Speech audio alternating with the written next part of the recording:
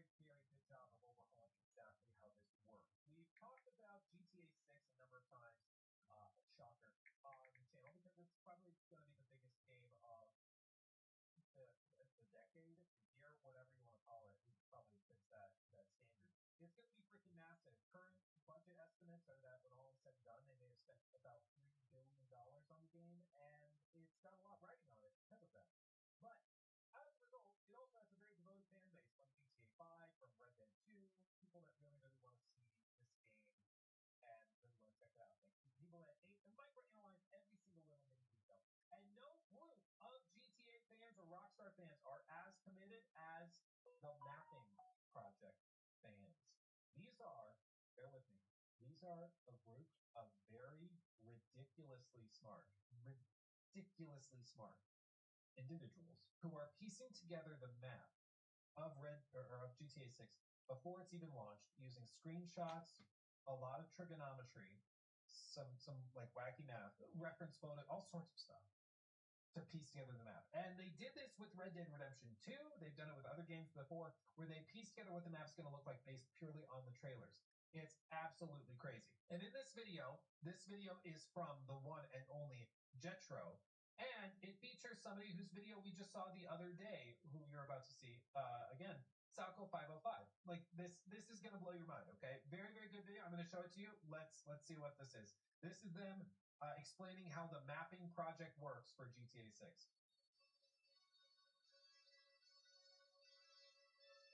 They rebuilt parts of it in GTA 5 as well, because why not?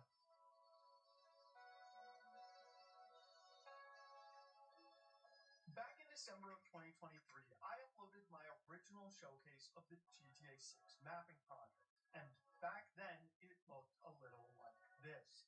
But today, with the help of 2 trailers, 70 screenshots, and a few more leaked clips, the map has gone from looking like this 2 years ago to this in 2025. The mapping team has been working for the last 2 years, pinpointing new cities, distinct roads, and even marking real-life locations. Like, dude, this reminds me of like years and years ago. There was a whole crazy thing that happened where there was something done by 2017 by Shia LaBeouf. He put up a flag in the middle of nowhere called, like, it just read, "He will not divide us." 4chan, some of these geniuses, they went, and at one point, as far as I understand it, there was a plane going in the background.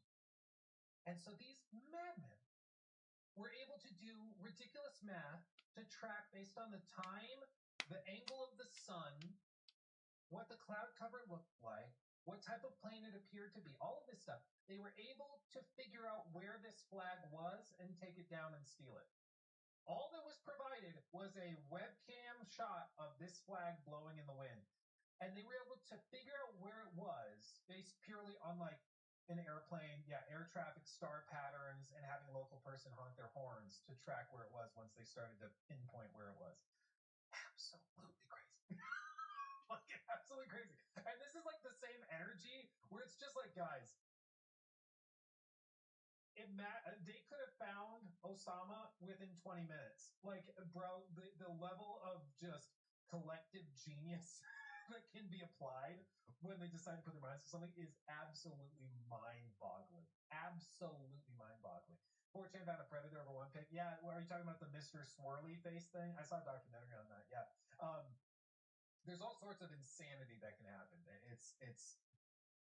It's wild. So this is like the level of genius and hyperfixation and brilliance that goes into this. It may seem like just a fun, like, oh, what are they doing? They're just kind of guessing and like piecing stuff together. No, like, this is gonna blow your mind. However, the project hasn't come without its controversy. Just recently, a massive change was made to the map that had some players feeling let down. So today, I brought on one of the mappers who's been working on the project since trailer 1 to discuss how this is even done, the removal of the most controversial part of the map, and even ask whether they think they will be able to complete the project before GTA 6 releases. This is the update for the GTA 6 mapping project 2 years later.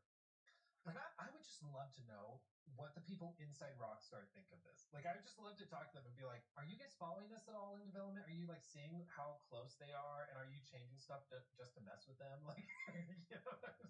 Current project is easily one of the most hyped aspects of the pre-release for GTA 6. Led by project manager Dubsor, who was also the project manager for the GTA 5 mapping project, which we will touch on a bit later, this group of over 370 members of talented mappers have been working for years now to give fans a detailed look of how the GTA 6 map will look like come November of next year.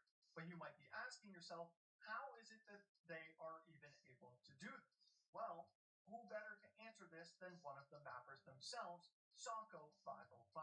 But before we get into that, we have a quick word from this. I've been making it more difficult. I was going like Sauko, or something, but Sako makes more sense. And yeah, Sako was actually in chat the other day when we were watching one of his videos on all of this. Guy that knows what he's talking about. Video sponsor, Grand RP. Grand RP is one of the best free roleplay servers out there. They've got great looking cars, insane clothing customization, and a faction system for tons of different jobs. And signing up is both simple and free. Head to the link in the description. This is one of those elements of the GTA universe that I'm just not familiar with. I did a little digging into it because basically Rockstar went and bought out a couple, I think it was one big one mainly, but they bought out some of the teams that were doing roleplay servers years ago, presumably to have them add that in officially to GTA 6 and GTA 6 Online. But basically they are servers like this where you can set up like entire interactions. You can set up things like police chases and have an entire server based around certain players playing as the police, trying to solve crimes and chase people down versus this. It's like actually crazy. Actually crazy. They bought 5M. Yeah, I think it was 5M, and I feel like there's one more, but I could be mistaken. There's just, it's going to be a big deal. And I understand that, like, if you're not in that universe, you may not realize how big it is, but, like, when GTA Roleplay was really picking up steam a handful of years ago, like, XQC was streaming it with, like, 100,000 people watching it. And, like, Kai was streaming it. Like, all the big guys were streaming it with hundreds of thousands of people watching across the panel. Like, it's going to be huge. So again, like, even if there's people that are not interested in the campaign and story of GTA 6, there's a whole other universe of players that do the role play stuff that just, it's another universe, okay? It's like its own thing. It's a similar vibe, honestly. It's kind of like adult Roblox, which I know is like triggering to say, but Roblox is similar, where it's just they provide the platform and then the players can create these systems to go and do whatever they want. Like Roblox apparently has entire servers where it's like basically Farmville, and it's like entire universes of planting and trading, and then there's like economic game modes within Roblox for like practicing stock trading and stuff. It's like actually insane. Okay, so I can only fathom how much is going to happen with GTA 6, but yeah, it's a whole other universe. So yeah, it's an interesting piece. Maybe we'll do a deep dive on roleplay servers at some point. That could be interesting. Into the interview. Hello. Hello. Yo, what's going on, man? Thank you for joining me really quickly to answer some questions. For those of you who might not be aware of who you are and what you do, please feel free to introduce yourself. So, my name is Salko, and I've been working with the mapping project since trailer 1, and I make informative videos about GTA 6, and I know a lot about the game. Wow, almost 2 years now. Okay. All right, so yeah, definitely the right person to talk to. Okay, so my first question is, how are you guys even able to complete the mapping project? Like, Just how? How? What do? Me confused. what methods are currently being used to accurately map the game before it's even out? Well, of course, we got leaks, and those leaks have spoilers, so that gives a good basis for the project. And from that we can expand by basically using triangulation. So if we see a building from 2 or more screenshots or scenes or leaks, we can determine where it is. Most of the triangulation work is done by one of our members, Rogues, who has a Python script for this. So our triangulations should be accurate. What? It's a Python script? Of explorers. I don't know why I didn't think he did, but that makes sense. They created scripts and programs to do this. That's crazy. Yeah, to be clear, the GTA 6 leaks, there's been numerous ones. But the biggest ones were a number of years ago that happened with that young man who was described as severely autistic, but a complete genius. And he's the one that was able to like hack NVIDIA and Netflix, and he stole all these GTA 6 assets from Rockstar using, I think it was a Roku stick in a hotel room, and like actually insane, And as part of some of those leaks, they were able to identify coordinates, which gives them like certain clear locations for objects, which you can then plot and figure out from there. So that's, I believe, really broken. But yeah, using Python scripts to calculate exact distances and positions makes sense. He's referring to, when he mentions the coordinates, is engine coordinates that can be found within I can explain it. You can explain it. Rockstar's Rage engine, which they use to create every one of their games. These ports were found in each of the leaked clips, so they can take these coordinates and mark them on the map, and then use triangulation to pinpoint where this clip takes place relative to another. Then, once they have those points pinpointed on their map, they can use it to triangulate where landmarks are in these screenshots and trailers as well. Not only that, but they've even started to go a step further by adding real-life locations that correlate to each landmark or building, like the Flagler Memorial seen in the background art for Trailer 2, and the famous location seen on the Miami Strip.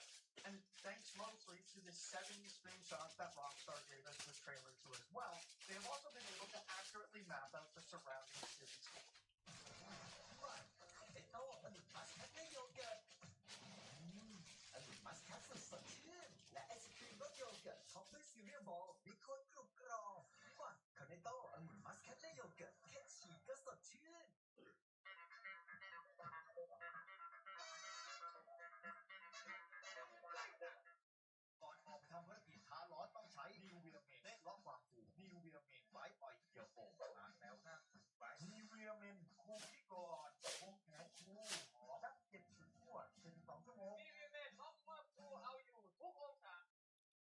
She's like Ambrosia and Port Delhorn as well.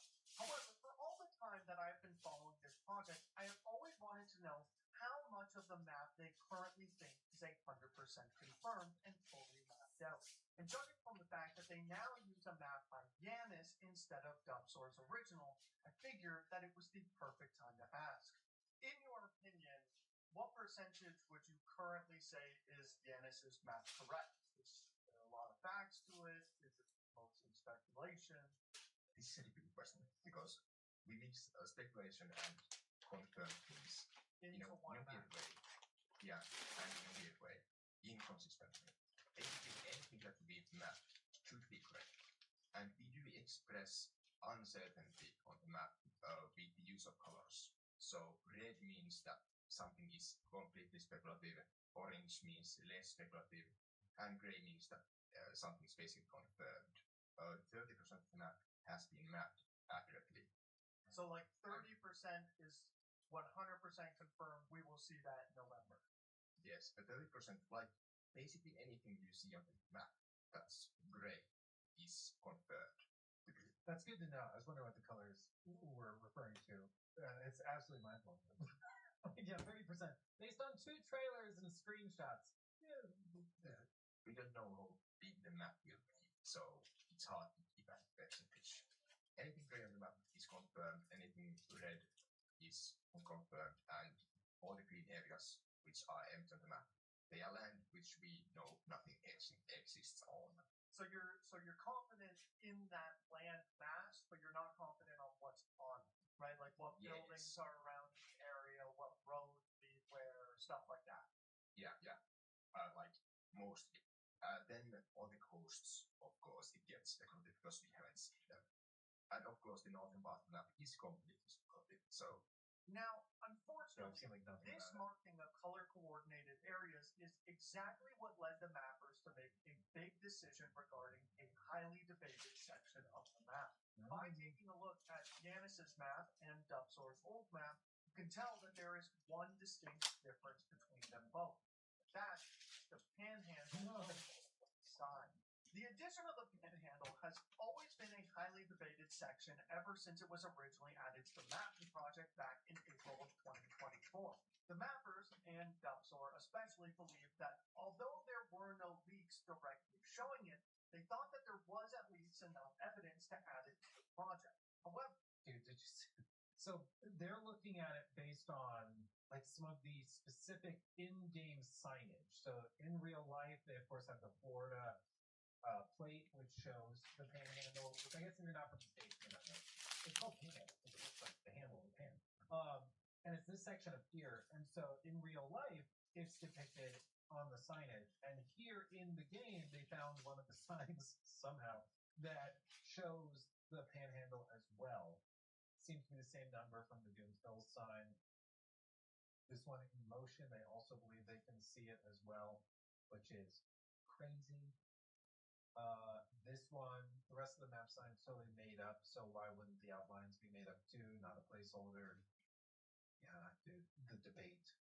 So arguments for the sign has been modified to remove the state outline down to the right side, and north side was also changed and is slightly lower on the right side. The full sign doesn't seem to exist in real life at all. The 61 is very minor, and then the sign has been modified to remove the state outline down to the right side. I think that's fascinating. However, just this week, that change has been reverted, and it has caused quite a storm in both the forums Drama. and the community. So I wanted to hear from the mappers directly about what led them to making this big change. Yeah, how dare you? Mostly common sentiment of nothing server. We also want to reduce people's expectations, as the Panhandle may actually not exist. Well, likely won't exist at this point. Likely, damn. And we do have to keep in mind, nothing changed in the map, because the Panhandle was speculative to begin with. Because the entire Panhandle was based on just the layout of Florida and that sign, right? Like the placeholder road sign that we found. Yeah, it was added. The Panhandle was added when Dupsor made the map an island, so we have to put something up north. And if losing the Panhandle section of the map already wasn't bad enough, wouldn't be the only thing that was deleted related to the mapping project either. In March of this year, a web I will say real quick though, I do think it's a good idea to be way more cautious than speculative. Because already, like, expectations with this game are one of those things that's already kind of out of control. But if you can maybe lower the expectations a tad, you know, make it a little less wild and crazy. Even if the game ends up surprising you, I mean, then you're at least surprised. So I think if they walk it back, tone it down a little bit, it's like maybe the Panhandle's there, maybe it's not. But you just don't put it on the map. Don't get people excited thinking it's going to be there. And if it is, great. If it's not, okay, nobody's that disappointed. well-known YouTuber Yeah, Mortal Shell 2 looks awesome. Yeah, it does. It does. and a good friend of the channel, Darkspace, had actually created a mod that took the dimensions of the mapping project and used them to create a playable layout of the GTA 6 map as a mod in GTA 5.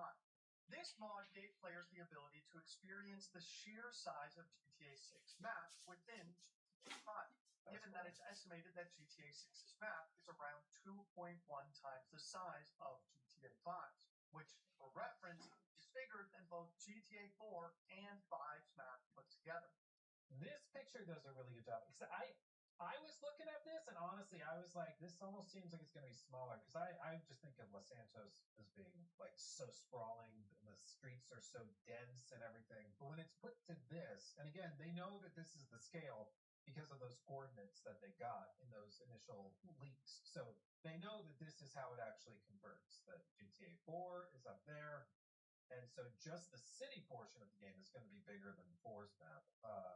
And it looks like the core of Vice City is going to be bigger than all of Los Santos. And then, of course, they have a secondary city. They have the actual, like, Florida Keys area also represented down there. So, I mean, it's going to be massive. And bear in mind, there were rumors and expectations originally at some point in development GTA 6 was going to sprawl basically the entire coast. So it's going to go Miami. You're going to have some of the islands in the Bahamas. Then it was going to go all the way down maybe into like Cuba, a place like that. That was eventually abandoned and cut, and now it's just this map. But yeah, scale is certainly something that GTA 6 has going for it. But I'm glad they put this in here because I was looking at this and I was like, it almost feels like it's the same size or smaller than GTA 5. But it's probably just because they only have the big streets outlined. They don't have all of the little bitty alleys and everything that are represented here. So this looks way more dense than this will actually be. I was actually featured in this video is as one of the voices from an interview that Darkspace had conducted. So when Darkspace had his map and video taken down by Take-Two Interactive, I didn't the know that. owners of Rockstar Games, it was a huge blow to Darkspace, the mappers, and the GTA community. Just, dude, I didn't know they copyright struck him for that. Maybe we talked about it at the time. That sucks. That sucks. Especially because, like, what is the harm that's being done? He made an in-game mod that allows for people to see the scale of the game based on some crazy math, and I guess maybe they're pissed about the leaks. Maybe that's what they're pissed about. They're like, you're using leaked data to make this, and so we're going to copyright strike you because it's using confidential info. Maybe that's their argument. I still think it's stupid. Like, I don't know. It drives me crazy when Take-Two, Take-Two and Nintendo are the worst about this, where they will go and they do stuff like this that is just like being a dick to the community. It's like, guys, can we just not? Can we chill? I don't know. Like, do they have the legal right to do it? Probably, honestly, they did it successfully, obviously, but I can understand if they're like, you're using leaked information to build it so we don't work it up. I get that, but who is it harming? I think it's just, I think it's stupid. 100% clear. You have not been contacted by them in any other way than the DMCA they filed. Their immediate and only action was to strike your channel. Yeah, they did not reach out to me in any way. I just saw that they striked my channel, and there was no communication. Just boom, you have a strike, 1 out of 3, and your channel gets terminated. But despite this, the mappers have kept working tirelessly, using all. Yeah, they did it because he nailed it. I mean, I think that kind of says all of it. If it were completely wrong, I don't think they would be that worried. So the fact that they struck it, I think, kind of tells you, you might have been kind of on the nose. Seems like the new content they got from Trailer 2 to continue with their work. And it's fair to say that it's paying off. As you can see by the work that they've put in, that the map is really starting to come together. But that's when I had the thought of, will they even be able to finish this project? For those of you who may not have been around back then, the idea for this project actually comes from the fact that it was originally done for GTA 5 during its pre-release, also led by Dubsor back then as well. Dude, the mappers at the time ended up mapping basically the entirety of GTA 5's map with roughly 95% accuracy. This is what I'm telling you guys. Like, this is not their first rodeo, and they've done it before shockingly well.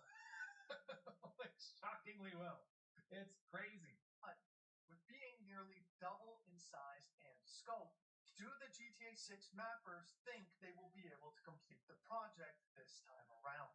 Based on the work that you guys have done currently so far, do you guys think you will be able to finish the project before GTA 6 comes out? Of course, it completely depends on what Rockstar gives us. We'll probably have mapped everything we've seen at that point, and Xbox gives us the outline of the map again, as happened with GTA 5.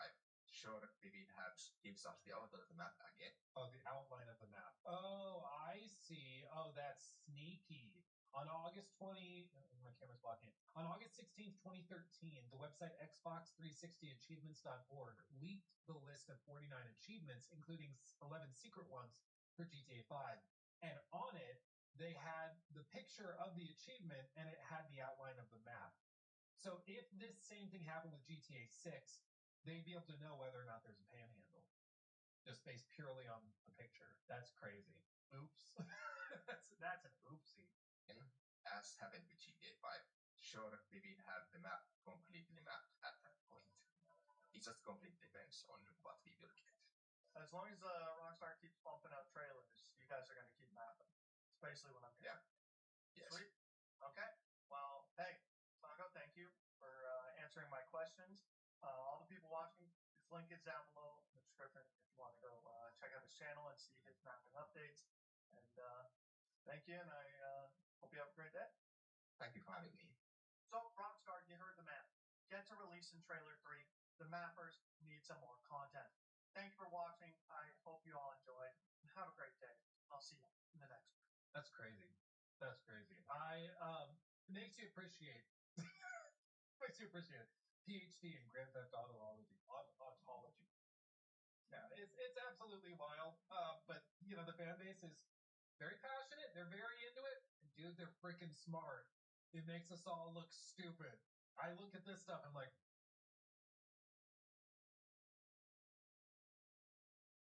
I make videos. I ramble about stuff. Like it blows me away. It's why I like looking at this stuff and telling you guys, go subscribe. Go subscribe to Jetro. Go subscribe to Sako. Go subscribe to these guys because they are putting in crazy amounts of work and they're so freaking good at it. And it's just very impressive to me. It's so impressive. It's really, really cool. Get ready for the Tahiti mod for GTA 6. You're damn right. You're damn right. Yeah, that wow. I'm ready for it, dude. So anyway, lots of crazy stuff happening in the world of GTA 6 mapping. And you know, there's rumors going around right now that we might even get another trailer at some point in April. But then again, there were rumors last month we might get a trailer, and the month before that, and the month before that. So I will believe it when I see it, frankly. But you know, I just at this point, like I said a long time ago, I don't think anybody knows when that trailer number 3 is dropping, except for the CEO and probably the one of the directors at Rockstar. I think they have a trailer that was made months ago that is on a thumb drive, and whenever Strauss is deciding he's going to do it, he's going to plug it into his phone, upload it, publish it directly. I think they have such a tight leash on it that I don't think any of the devs know when they're doing marketing stuff. I don't think they're going to any of that info. They keep it very, very strictly regimented. And yeah, I mean, if anything, it's kind of amazing that there haven't been more leaks that have happened since all of this started. I mean, yes, there were a couple of big ones, to be fair, but yeah, it's just kind of amazing that we're here, man. It's absolutely crazy. So my bet is tomorrow. Oh, I thought it would have been funny if they had done it on April 1st. It's like if we had all seen the notification, GT.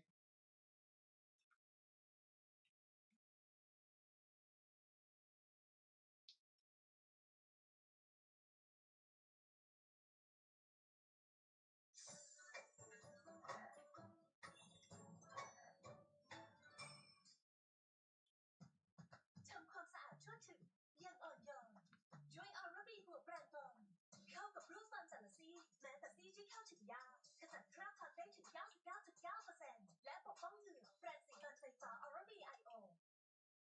Your favorite YouTube channel is probably owned by private equity. If you spend long enough on YouTube, there's now a very good chance that a substantial share of your watch time is going to channels partially or fully owned by private equity. Major firms operating in the space have raised billions of dollars collectively from companies like SoftBank, Amazon, Disney, Goldman Sachs, and Blackstone. I'm going to butt in here as a creator and say I think that number's slightly skewed.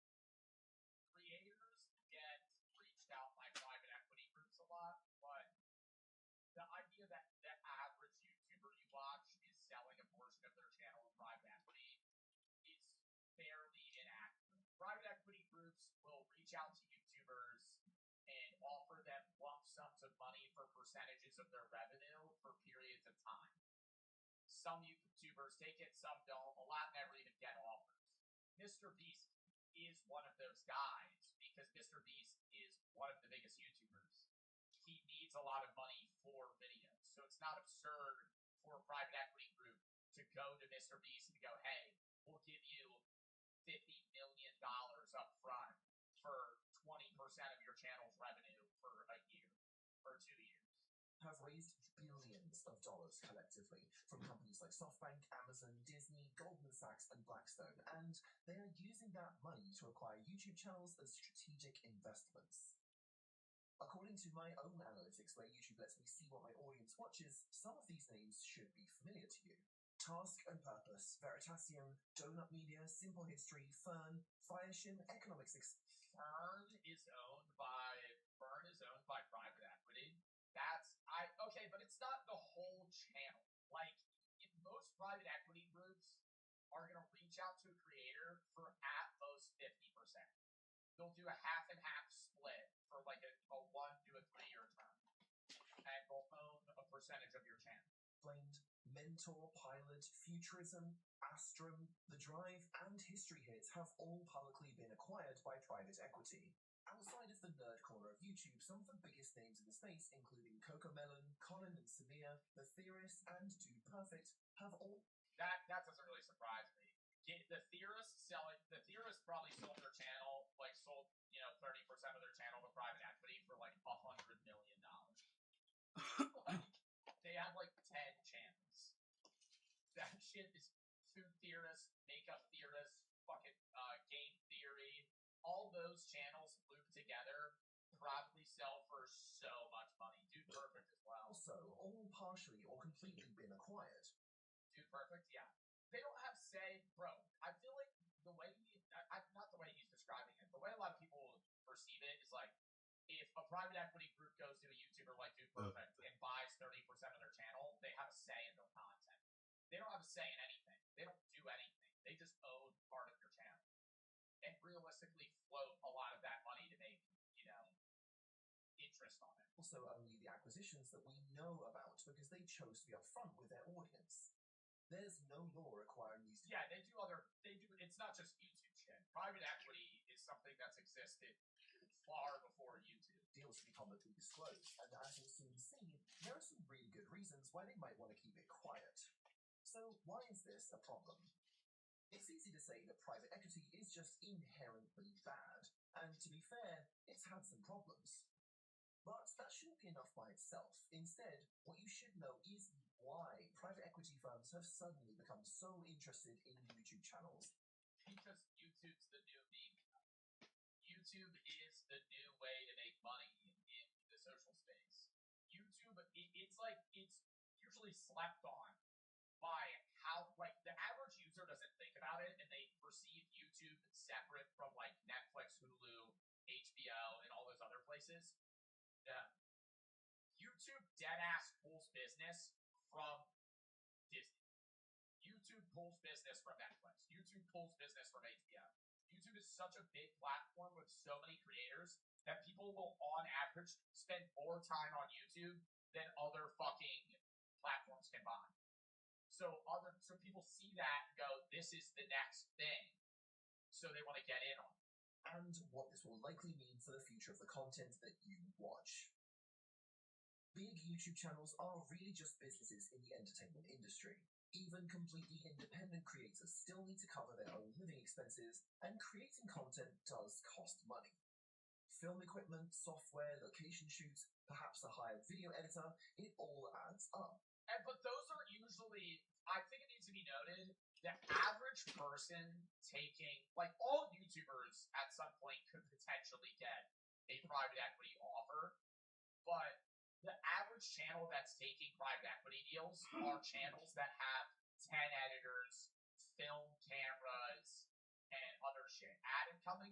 I don't think an ad's incoming. I think this is literally just roping into private equity. Because if you're a channel that needs a lot of money to function, you're basically taking like a low-risk loan from private equity. Because they're giving you money up front. You're not required to pay them back, but you're roped into a deal where they own a percentage of your channel. You're getting money, and if it fails, it fails. Scrape by, paying themselves fairly modestly.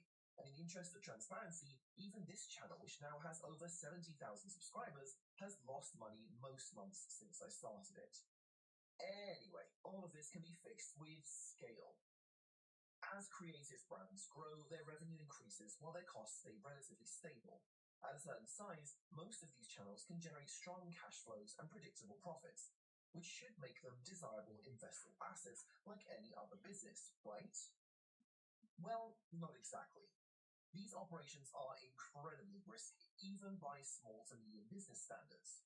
Most of them depend on a single platform for the majority of their revenue, and these platforms can ban, restrict, or moderate their content overnight, often. That is the appeal of it for creators, is that it's a safe bet. When private equity comes to you, they're gonna make money on it. They're running statistics on your content. They're betting you're gonna make more than they give you, and they're gonna get a better return on their interest. They're gonna get a better ROI than they would playing the market. and they're probably going to float your money when they get it. Which basically means before they pay you out, they invest it themselves, kind of like banks do. Banks float your money. That's how banks make money. If you didn't know that, what is ROI? Return on interest. Banks float your money. When you get paid, like before you move money, if you just leave money in a bank, they're floating your shit. They fucking take your money and invest it. If you have $100,000 in a bank account, they don't have that money right now. That money's in the markets. They have a percentage of that money legally because of previous problems with banks where they've collapsed because they don't have your money when you ask for it. But they use your money and invest your money to make money on your money, because why the fuck would they take your money for free and keep it safe for free? They're using it, and that's how they make a profit. But private equity might do that, depends on the company. Anyways, the reason it makes sense for a creator is because you're betting like a portion of your channel in case you fall off, right? In case your videos underperform, in case you get demonetized, age restricted, struck, removed, right? Whatever it is. Like, private equity gives those creators a safety net of, hey, if anything goes wrong, with little to no but then they could lose money in the long term. explanation. SunnyV2 and about a dozen copycat channels have built their entire career on saying that the algorithm stopped recommending their content because it genuinely happens so often. On top of that, most of these businesses depend on a single personality to host the content, even if I believe that, yeah, hold on. So he was talking about how like creators will talk about how YouTube starts recommending their content. It's because your content sucks. And you have time. You have time. I'm not acting like I make prime content, but Kwebbelkop's channel falling off was not a shock. Okay? Kwebbelkop's channel doing worse, and then him pivoting to AI and it taking a shit could have been a fucking. You don't need to be a genie to know that was gonna fucking happen. Okay? Like, you have time. If your videos do bad, like, you don't fall off in a day. Your videos will do bad, and then they do worse, and then they do worse, and then they do worse, and then they do worse. And you have time to go, fuck, I need to change something. And if you don't, and they keep doing worse, you fall off. Everybody has bad months. YouTube's like this. Twitch more like that because it's dependent on if people are busy, what time of year it is. So your views might just be down, not even because you're not entertaining, but because people can't watch you live. YouTube, people can watch whenever. So your views are going to go up and down. But if you have 3 bad months in a row, 5 bad months in a row, that's on you. Right? 1 bad month in a row, circumstantial. 2, 3, I need to change something. 4, I'm being lazy. 5, I've fallen off. Right?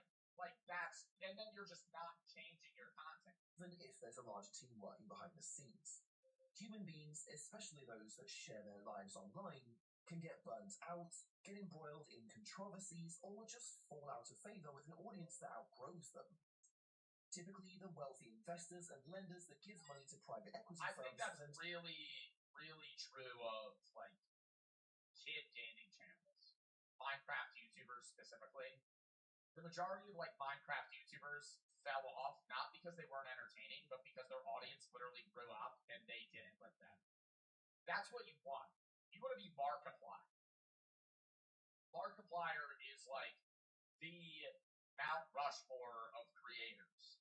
He made content.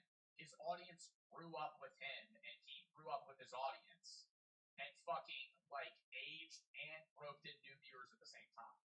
If that's what you want to do, or you can just keep making content, you lose those people, and then bring in new ones. It's what avenue you want to go down. I've tried to age slightly. My content is less immature than it was. I'm not saying I don't make brain rot jokes. I'm not saying I don't have a young audience. But if you watch my older videos, they were worse. They were more kiddish. I was a teenager, right? I think I've aged slightly, and my audience has aged slightly with me. But then there's creators that stay in the same niche, and then they lose audience members as they gain new ones. You really want, in my opinion, to age with your audience. scared away by these business fundamentals. But over the past 5 years, a few things have changed which kicked off the Great Buy-Up.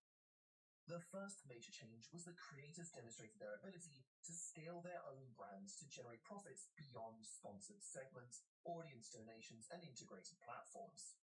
Some of these brands have been very successful. Others, not so much.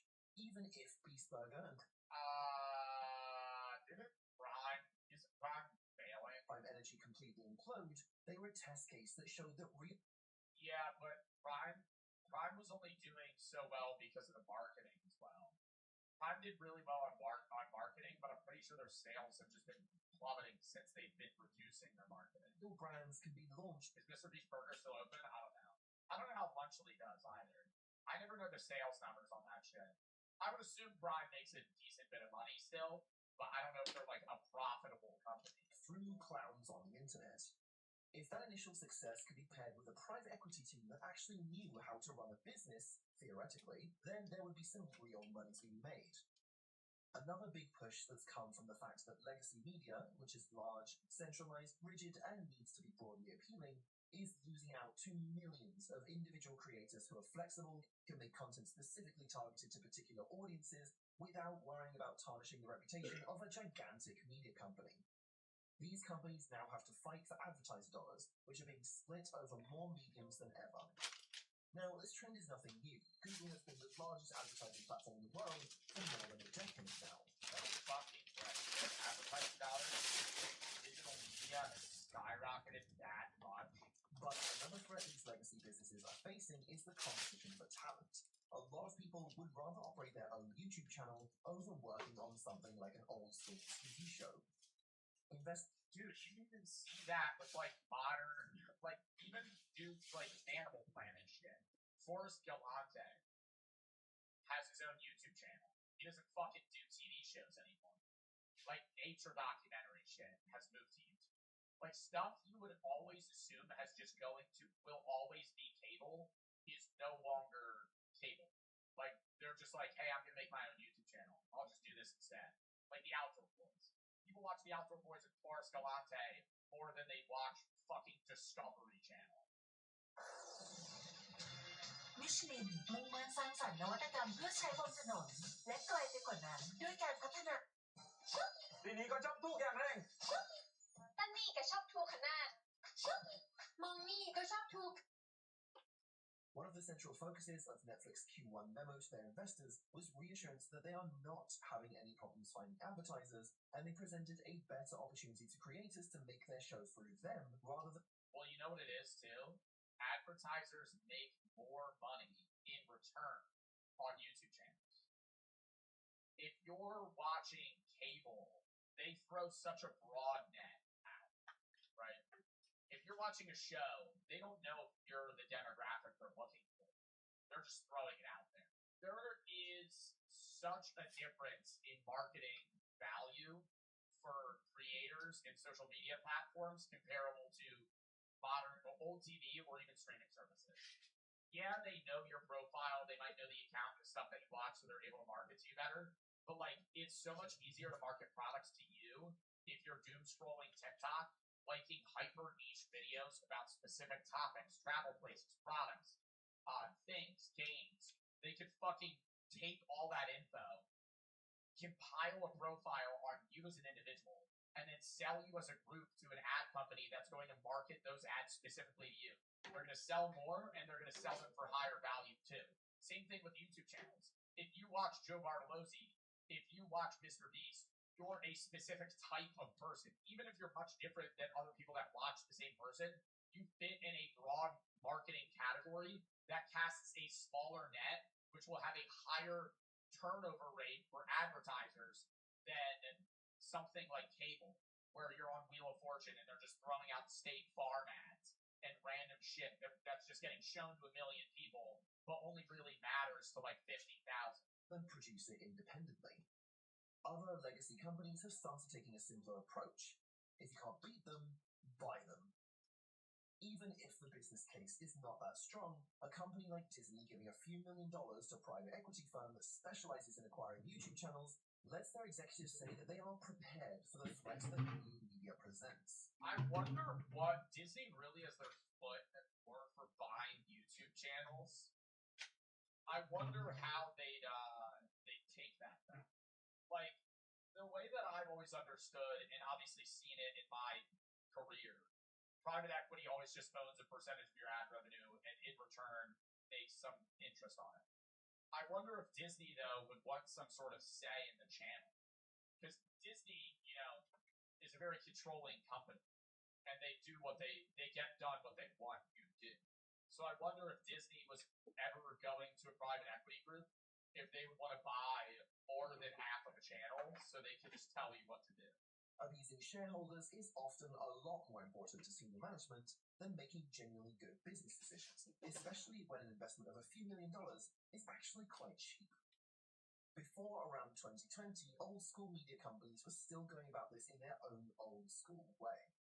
They would invest in traditional companies that just happen to have a new media and digital first focus. Think of businesses like Vice, BuzzFeed, Mashable, and Fox. BuzzFeed. Ugh. These brands would build their own up. What was that one channel? Wasn't BuzzFeed? What was that one channel that tried to sell their regular YouTube content as a subscription service and wrote it off as a benefit? And it shot in their face immediately. Was that BuzzFeed? No. I feel like it was those guys that did like food reviews or something.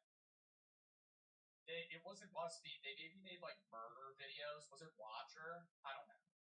They were like, hey, instead of doing YouTube content, we're gonna make it $10 a month. But trust me, it's gonna be way better videos. I was like, bro, you're just charging now for people to watch your shit. IP and primarily rely on platforms like Facebook and YouTube to distribute it, but behind the scenes. Which didn't really make sense to me because even if you had say 30% of your say I stopped making content on YouTube and I started making YouTube my videos on another platform that I charged a fee for, even if you had to pay $10 a month for it, I would make less money than it because not everybody would do it. Only 20% of my audience would transfer over. I'd get less views, and I'm not marketing my own content. You would just be paying to see it. I don't understand the purpose in trying to even go that avenue. They were still operated. At that point, you could just do MCN deals too. That's another thing that he's not mentioning. I don't know if we'll mention it later on. MCN deals are another big thing in private equity and just ad space groups. Is that they'll sell usually roped into these is hey, we're gonna sell premium ads on your content. So YouTube as a company goes out to a bunch of brands, or brands go to them and they sell ads in your videos. MCN companies and companies in general can go to other companies or go to other brands and be like, hey, we'll do the same thing but better. So they'll sell higher valued ads in your videos that pay, say, a cent instead of half a cent. And so they'll make more money on the back end as well by selling premium ads in your content looped in with the percentage that they own. Which meant these were terrible businesses. They would burn cash, and they were much more expensive to acquire in the first place. Vice Media was once valued at over $5.5 billion. That's an unreasonable valuation for an organization that primarily distributed through a YouTube channel and a Facebook page. These are pages that get similar monthly viewership to Atriox's Daily Clips channel. Now, actually though, oh my god, I watch Atriox Clips. Bro, Atriox's Clip channel gets as many views as me a lot of the time, but he has he gets more views than subs. Now, clearly these are not the same thing, but one is obviously much cheaper to operate. Oh, one's cheaper to operate, and honestly, more reliable. If you were an investor, it makes more sense to pay Atriox for a percentage of his channel than BuzzFeed. Because BuzzFeed needs a lot of money to operate. Their videos take a long time to make. Atriox can pump out 3 videos a day at his desk. So if you're an investor and you're like, I have $1 million, who should I give this to? You might actually start going to Twitch streamers like Atriox instead of BuzzFeed or Vice. And the other, on top of being generally more advertiser friendly. The channel Modern NBA did a deep dive into these companies and their respective failures. He did a better job than I could ever do, so instead of retreading the same details, I'll just leave a link to that video if you're... I think BuzzFeed and Vice failed because they lost the plot. They got too big. they had so many employees, so many new niche millennial ideas, and it just became unbearable. It used to be like cool, and I think they got into the space early, and then everybody started doing their job better than them. Interested in that comedy of errors. But the point is, the legacy media companies that wanted to protect themselves against a wave of social media by throwing money at it needed a new solution. Instead of investing in companies to build an online audience, they could just invest in private equity firms that would buy out people who already had an audience. And then there's the private equity industry itself. Over the past 20 years, the scale of private equity operations has increased from less than a measly $1 trillion to over $12 trillion today in America. Private equity is what? The gradual growth of private markets gained momentum during the pandemic. Private equity, private debt, real assets. Dude, private equity has that much ownership. According to Preqin, a data firm who are themselves owned by BlackRock. With this much money to manage, they've simply run out of normal businesses to acquire. New private equity managers who want to start their own funds are entering a very saturated market, and one of the best ways to differentiate themselves is to invest in businesses that nobody else understands. Yeah, because private equity is in every business market you could find. Like, you could get into private equity and start, having ownership in a random city in fucking, Idaho. But you could also go, I know a lot about YouTubers. There's not many other private equity groups dealing with YouTubers. So this is a very lucrative market right now. I think 10 years down the line, private equity in YouTuber ownership is going to be so normalized that there's just tens of companies that do it. In public releases, the biggest firms in the YouTube space have collectively raised about $2 billion and borrowed an additional $2 billion on top of that. So it's still quite a small part of the overall private equity market, but that's still more than enough money for it to become an increasingly large part of your home screen. Now, for the creators themselves, this is a perfectly understandable decision to make. Online fame can literally collapse at any second for any reason. Bro, but private equity can also go to channels that don't even post anymore. Because you gotta think, bro, name a channel that's like a back roll of videos from 15 years ago, but they still get views. Obviously, it's not something that's as lucrative as somebody that's still actively posting, but YouTube channels make money long after they're gone. They could go to Corey Kenshin, who doesn't really post much now, and go, hey, Corey, we're going to give you $10 million for a percentage of your channel. And he could just go, yeah, sure. Vsauce still gets probably $1 million+ per year just off of the sheer size of his channel. So if they can sell part or all of their channel and secure that bag, I don't think anybody should begrudge them for doing it. But it will inevitably change their content slowly but surely over time. One of the things that made YouTube channels a viable investment in the first place was their low overheads. A team of 2 or 3 people with off-the-shelf equipment can produce content that would have taken a whole studio at legacy media companies. But when a channel is acquired by a private equity company... I think that's also why a lot of people want to become Twitch streamers more than YouTubers, because I think a lot of people perceive YouTubers as needing a lot more equipment, editors, and shit like that, whereas Twitch streaming is growth off of just sitting in your room. Not always, you have IRL streamers and shit, but the majority of streamers start out by literally just playing video games and talking. They become the overhead. The analysts, business development managers, strategists, and acquisition teams all need to be paid as well. This means that to maintain profitability, YouTuber is for some reason known as a harder job. I think gaining success on YouTube is harder than Twitch. I'll say that. I think you could become a mildly successful Twitch streamer if you're clip farming and posting.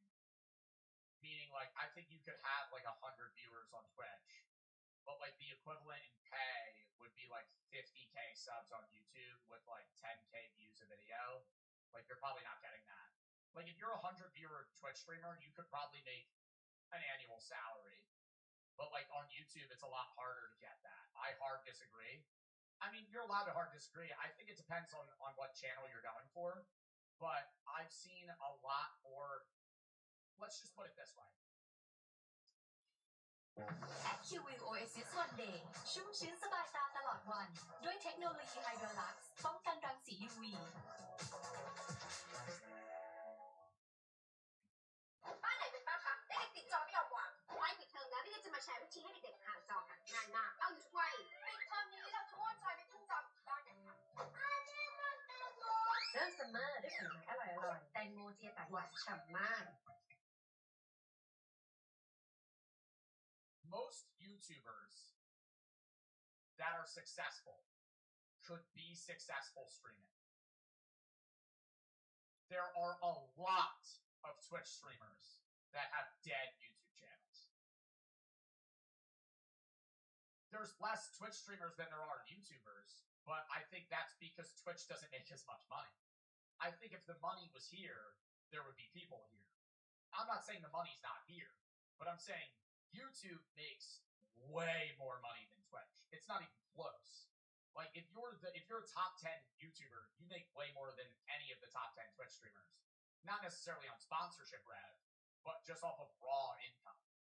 Like you're huge. So it's like YouTube's, because it's more lucrative, I think more people try to do it. And I think you could have like maybe easier small level success, but I'm saying like money. Like making money on YouTube, I think is harder than making money on Twitch. There are people that can average 50 viewers on Twitch and do this as a part or full-time job, comparable to people that do YouTube. It is a lot harder and more money and time intensive to get into YouTube. The channel needs to make more revenue, which means more videos, more questionable sponsorships, more products. Like let me put it this way. I post every fucking day on Main and Gaming, or almost every day, like 5 to 7 days a week. I pay my editors. I don't pay anybody to stream. I can stream myself. You could stream yourself. You could edit your videos yourself, but you're not going to be cranking out 2 videos a day editing yourself and streaming. Like that would take hours to do. So you need to offload a lot of work. YouTube, you usually have more money involved. The investors in these firms also want to see consistent and continuous growth, which means they need to play the YouTube game with low-risk videos that are guaranteed to do well with the algorithm. How much money would you accept to take a percentage of your channel? It would depend. Are they taking 20%, 40%, 50%? Are they doing it on backroll for older videos? Are they doing it for modern content, all of my channel? For how long? For my main, my gaming, my philosophy, and my thought, or just 1 or 2 or 3, right? Like then you get into the real statistics on like, it's not as simple as them coming to you and just going, hey, we're gonna pay you this for 10% of this. They're gonna do a deep dive on your analytics. They're gonna estimate your growth. They're gonna estimate how much money you're gonna make, the longevity of your channel, and risk factors. And then they're going to go to you with an offer that is fairly reasonable for you, maybe be roped in, but definitely reasonable enough for them to recuperate their money before the term's over. By hyper-optimized thumbnails. Ultimately, what this means for What about Patreon? I don't do Patreon. you is that the content you watch is going to become more generic and safe within the parameters of what will optimize retention. This also works with a private equity business strategy called Rolling Up, where multiple acquired channels will share management resources with one another. So if one thing works well for one channel, it'll be rolled out amongst all the channels in a portfolio. Now, independent YouTubers And then they could sell you at bulk in MCN deals. They acquire, let's just do an example. They acquire 20%, 10% of my channel, JC's channel, Queso, and Kai. They can now loop that together and go to companies and go, we'll put premium ads in these people's channels. That's what management groups do, right? Like I'm managed by a company that ropes me and 10 other streamers to a video game and they go, we'll do an ad with you. We have 10 guys ready to do it today. And then you get more money because then you have those companies. Night Media manages me. Night Media manages like a lot of streamers So when I do a gaming ad, it's not shocking that there's 5-10 other streamers doing the same fucking ad because they went to the company and said, hey, we have 10 people that are ready to do it on this day. And then it's easier for the company to do that because they only have to go through one middleman versus individually going to 10 different managers or creators. Because then the management will figure it out. They'll do the negotiation and the money rather than 10 different negotiations, 10 different YouTubers, 10 different blanks. Are absolutely guilty of this as well. I've personally Like when I did the Marvel Rivals ad, most of those people weren't managed by the company I managed by. But a lot of them were managed by similar people. Like if I had to guess, genuinely, that Marvel Rivals ad I did, there were 6 teams of 6 people, so there were 36 streamers.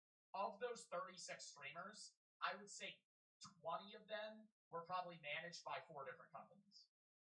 And then the rest were random, right? So those people, it was easy for them to go, hey, we'll give you this guy, this guy, this guy, and this guy to do this ad for Rivals. He spent many late nights making minor adjustments to my thumbnails to help my videos do just a little bit better. But without a bloated team that needs to be paid and investors that need to be kept happy, independent creators do have a little bit more leeway to take some creative risks from time to time. Rolling up and hyper-optimization is only going to accelerate a trend of every single piece of content on YouTube moving towards the same generic but effective formula. This is amplified by another problem that comes when a channel turns into an asset, which is that they typically want to move away from the focus on a single creator. For more than a decade, a channel like Veritasium has been focused on the host, Dr. Derek Muller. For a lot of regular viewers, Dr. Muller never knew his name. I look at him and I go, that's Veritasium. I go, that's that guy's name. That's Veritasium. Dr. Muller, that's this dude's name. Posts are slowly being introduced, so the whole operation isn't as singularly focused on one personality. The business case is that it cuts down on something called key man risk, which is where the entire operation depends on one single person to continue. Since Veritasium isn't actually Derek's business anymore, there's nothing to stop him restarting a new channel from scratch. Wait, what? Or just retiring, since presumably he made millions of dollars from the acquisition in the first place. For other channels, this has already happened. If you search why I left blank in the YouTube search bar, there are endless videos from former personalities behind big channels talking about why they're suddenly showing up on a completely new channel. A common theme among most of them is that it wasn't their channel anymore. Most of these splits seem pretty amicable, often with the old channel commenting words of support under the video itself. But obviously, this is still a real problem behind the scenes.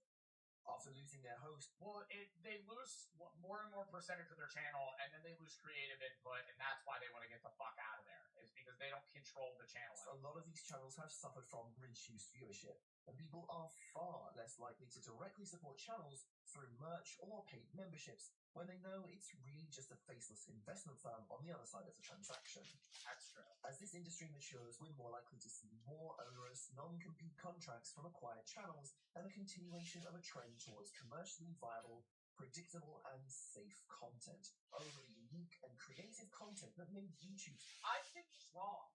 I don't think he's showing private equity,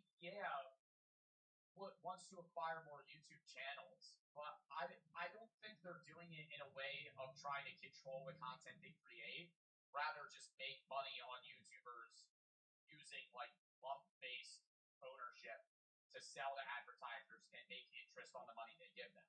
So compelling in the first place. Now go and watch this video next to understand the... Well, that was a fun video.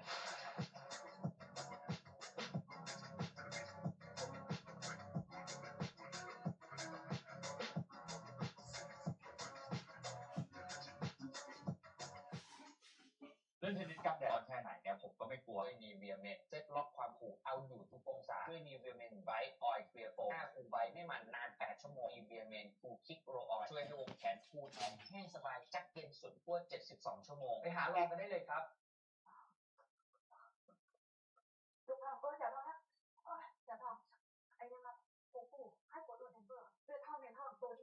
สายกินแบบเข้าตรงนี้พกกินกับของไว้ตลอดกินอะไรกับบ่ต้องกังวลสบายหายห่วงเลยเธอโอ้ยไปกิน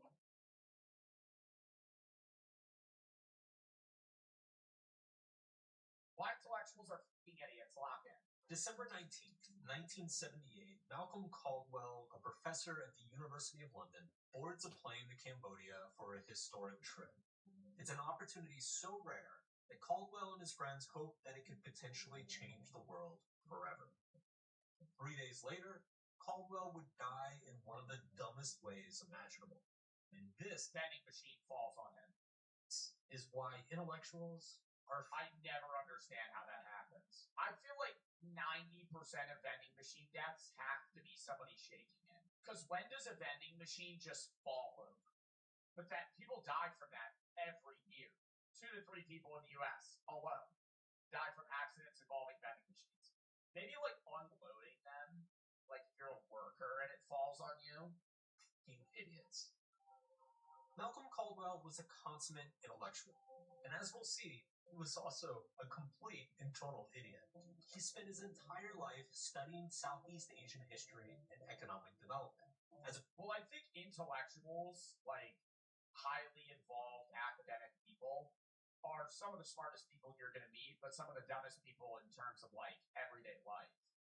Because they spend all their time involving themselves within their studies, but they never learn to actually like be a societal person.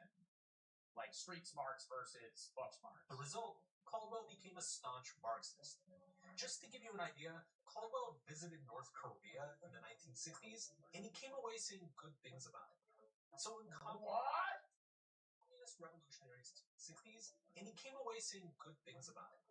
He went to North Korea and went, yeah, that was actually a pretty good place. What the fuck? He went, oh yeah, no, I had a great time. In the 60s still? I feel like today it's still fucking horrible. One of the worst countries you could live in. But I feel like it's better now than like post fucking Korean War.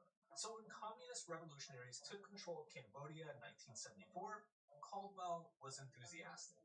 The new communist leader of Cambodia was a man by the name of Pol Pot, and he is a radical. Didn't Pol Pot kill like millions of people? New agenda of how to create a communist utopia. Caldwell believes that Pol Pot could finally be the communist leader that he's been waiting for. But the truth is that Pol Pot is as insane as he is cruel. And at the time, this is obvious to pretty much anyone paying attention. In the 4 years Pol Pot is in power, it's estimated that he is responsible for the death of more than 20% of the entire population. A fifth of the people that lived there died because of him. But when this news of genocide and atrocities began to leak out to the wider world, Caldwell refuses to believe it. This Oh, so he thought that was like fake news. He thought Pol Pot's this great guy, he's making Cambodia a great country, and just refused to see that he was like a murderous savage. Foreign support eventually earns him an invitation to visit Cambodia by the regime. He accepts. In December of 1978, he boards that fateful plane to Asia. Caldwell's My God, did Pol Pot end up killing him? spends a few days touring the country. On the last day, he is granted an audience with Pol Pot himself. And reportedly, Caldwell was euphoric with excitement and anticipation. Once in private, Caldwell and Pol Pot had a long intellectual conversation. Oh my God, no. They had a long conversation what Pol Pot shot him. In his enthusiasm, Caldwell began sharing some of his ideas for Cambodia. And at some point, he likely said something that Pol Pot took to be criticism. Because, well, soon after the conversation ended, Pol Pot had Caldwell killed. Oh my God. Now, Malcolm Caldwell AI, yeah, he said it. is what I like to refer to as an intelligent idiot. A man with an encyclopedic breadth of knowledge and understanding, yet Well, yeah, you're giving a dictator fucking advice. Like, dictators are generally men that are fully narcissistic, that think that they understand the world in its entirety, and what they say goes, and that's the only way that it should ever be. You shouldn't walk up to that guy and be like, hey man, I love what you're doing with the place. Maybe stop doing that and do this instead. absolutely no idea how to use any of it.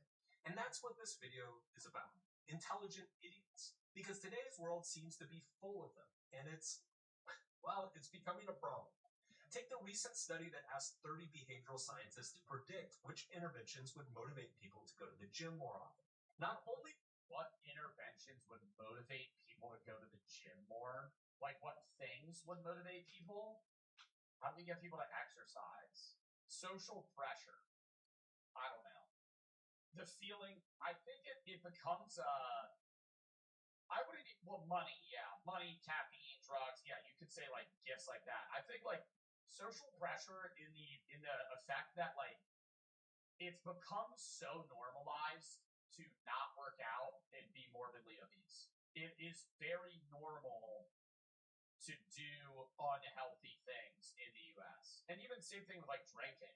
Like Ninja was talking about this the other day because he doesn't drink anymore. And some people make fun of him for it. But like, you know, coming from somebody that drinks, it's bad. Like we're actively just drinking poison effectively. But like it's normalized. If you are somehow able to incentivize a group of people within a city, like this is how I would run the experiment. There's 100 people. 80 of them are obese. 20 of them are in shape. Pay the 20 to really motivate some of them, and once you get over like a tipping point where like, not even the majority, but say half of the people are in shape, and you see all these people around you that are in shape, and motivating you to work out as well, you'll probably get into it. But it could also do the reverse and make people feel bad about themselves, and then they eat and get worse. which interventions would motivate people to go to the gym more often. Not only were these scientists' predictions horribly wrong, but get this, they were worse than random guesses of a person off the street. What they thought would work with only 8% of interventions tried in the study led to maintaining a measurable change. That's so bad. Yeah. After a 4-week intervention period, bro, that 8% might just be habit alone. Like, that might not even just be the scientists recommending good things.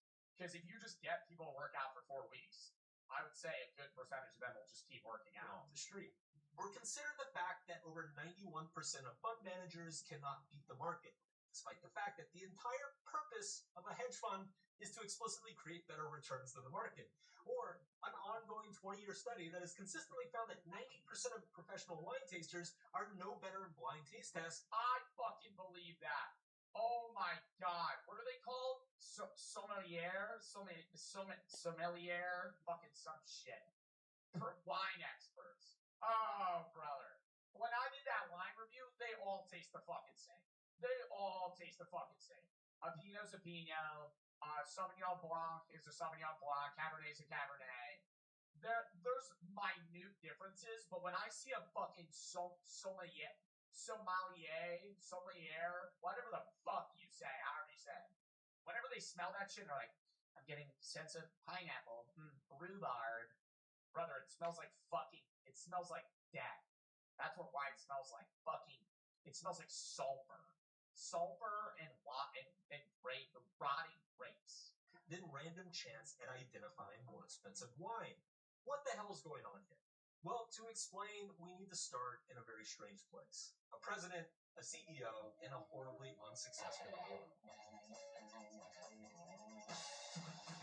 March 28th, 1961, the newly elected president John F. Kennedy appoints the CEO of Ford Motors, Robert McNamara, to become his Secretary of Defense. This is a seismic decision, as McNamara is a completely unconventional choice. A CEO from the private sector with no military background, no Washington connections, a total outsider, and, to boot, the youngest Secretary of Defense in U.S. history. McNamara is also an intellectual. He's a statistician. He's a lover of data and predictive models. And upon confirmation, McNamara's big innovation is that he is going to bring quantitative analysis of manufacturing to the actual battlefield. The U.S. military is about to get a serious... They're going to become... He elected him the Secretary of Defense, so they become more efficient using, tanks, planes, cars? I feel like they'll just end up just fucking partnering with Ford, then. Now, a few years later, the U.S. enters the Vietnam War, partly on the basis of McNamara's confidence of his own ability to use data analytics to read the battlefield. He decides to measure everything, armaments, troop counts, casualties, supply chains, and make sure that every decision is based solely on the facts on the ground. And once in the war, his data analysis consistently shows the same result. The U.S. is winning, easily, handily, year after year. they are committing fewer resources, fewer troops, sustaining fewer casualties, and controlling more land than the enemy. Military victory, McNamara promises, is right around the corner. Or at least, that's what the intellectuals... Well, he didn't take into account people are people and they'll fight to the fucking ready end. Because that's why we ended up losing. Did we lose? Yeah. That's why we ended up pulling out. Is because it doesn't matter how many, people you killed on the other side. They're just never going to give up. You either kill all of them or just let them be. But the years go on, and the victory never comes. Because here's what McNamara's data doesn't measure. The North Vietnamese willingness to suffer and die for their country. Yeah. The poor morale of the U.S. troops. The corruption of the South Vietnamese government. The shifting political winds at home. The truth is, the U.S. I think you should have had... If you're going to have a Secretary of Defense, him looking at it in an analytical way, in an intellectual way, isn't bad, but you need the other side. Like, you need, a psychologist to, look into that and see, and then give the other... Because you have to have both ends of the spectrum to understand how a war would work. But you can't just look at it like everybody's computers. It's not chess pieces. Is losing, and has been losing for almost the entire war. And everyone kind of knows it, except McNamara. Intellectuals create models of the world. That's kind of their purpose. That's what makes them intellectuals. In theory, these models reflect and measure reality in a way that allows us to quantify progress and predict the future. The problem is you can't measure everything. It's impossible. And if it turns out that the immeasurable factors are actually more important than what's measurable, well, then like McNamara, you're kind of screwed. But here's another major issue. Getting accurate data in the first place. On the surface, data seems really straightforward. You just go out and measure whatever you need to measure. But what if the way you choose to measure something actually changes the results? For example, there's a popular concept in the health and nutrition world known as blue zones. You've probably heard of them. Oh my god, bro. I hear about blue zones all the time, and it's always these fucking gurus that are like, there's an energy vortex. These people are living upwards of 110 years in these areas, and I can tell you right now there's a vortex. No, it's not a vortex. They're fucking healthy people. It's not fully understandable why they live that long, but there's not an energy vortex. There's just areas where they're pretty wealthy, they eat good food, they work out, they fucking take care of themselves, and they're good. The blue zone. Places around the world that people live extremely long lives. Yeah, where are they, actually? Yeah, there's only one in the U.S. Italy, Greece, Japan, and Costa Rica. I didn't know about the one in Costa Rica. Around the world that people live extremely long lives. Is there anything scientifically different about these blue zones? So that blue zones don't exist? No, they do. But it's not like an energy vortex. There's areas in the world where people live way longer than everybody else. We will all die before people in the blue zones die. The blue zones eat lemons. We can blue zone our own house if we want to. Blue zones are communities around the world that produce a higher amount of 100-year-olds. People have suggested that we should study these blue zones to figure out how they live longer. And as a result, the blue zone model of health has become incredibly popular over the past 20 years, spawning best-selling books, a multi-million-dollar business, and a Netflix documentary. Not to mention hundreds of YouTube videos. Here's the beginning of our blue zone adventure. And this is great. Except it wasn't. See, it turns out that upon closer inspection, a lot of the data behind the blue zones is, well, bad. No. They don't live longer? Oh my god, clerical errors and pension fraud, it's dead people they're still getting money for? No fucking way. So blue zones are fake. Blue zones is, well, bad. For example, each of the blue zones happen to be in places where birth certificates were either adopted oddly late or were largely destroyed in a war. All of the blue zones involved countries that were at war in the mid-20th century and had drafts with upper age limits, giving young people incentives to lie about their age. 2 of the 5 blue zones had major pension law changes that gave older people more money. Another incentive to lie. Oh my god, so they're just 80-year-olds that are on paper 100. About one's age. And most interestingly, while the blue zones are overrepresented in 100-year-olds, they are underrepresented in 90-year-olds. Interesting. The point here is that the blue zone model of health and longevity isn't necessarily a bad model. The problem is that it's built on top of bad data. Therefore, it's not accurately reflecting reality.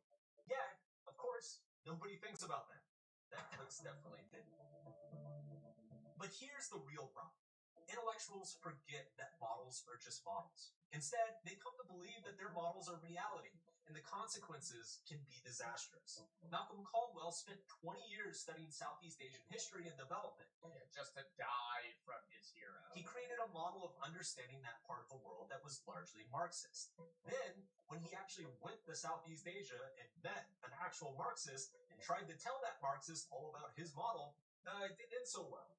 When an intellectual model and reality collide, reality always wins. Yet, when their models are contradicted by reality, most intellectuals do not side with reality.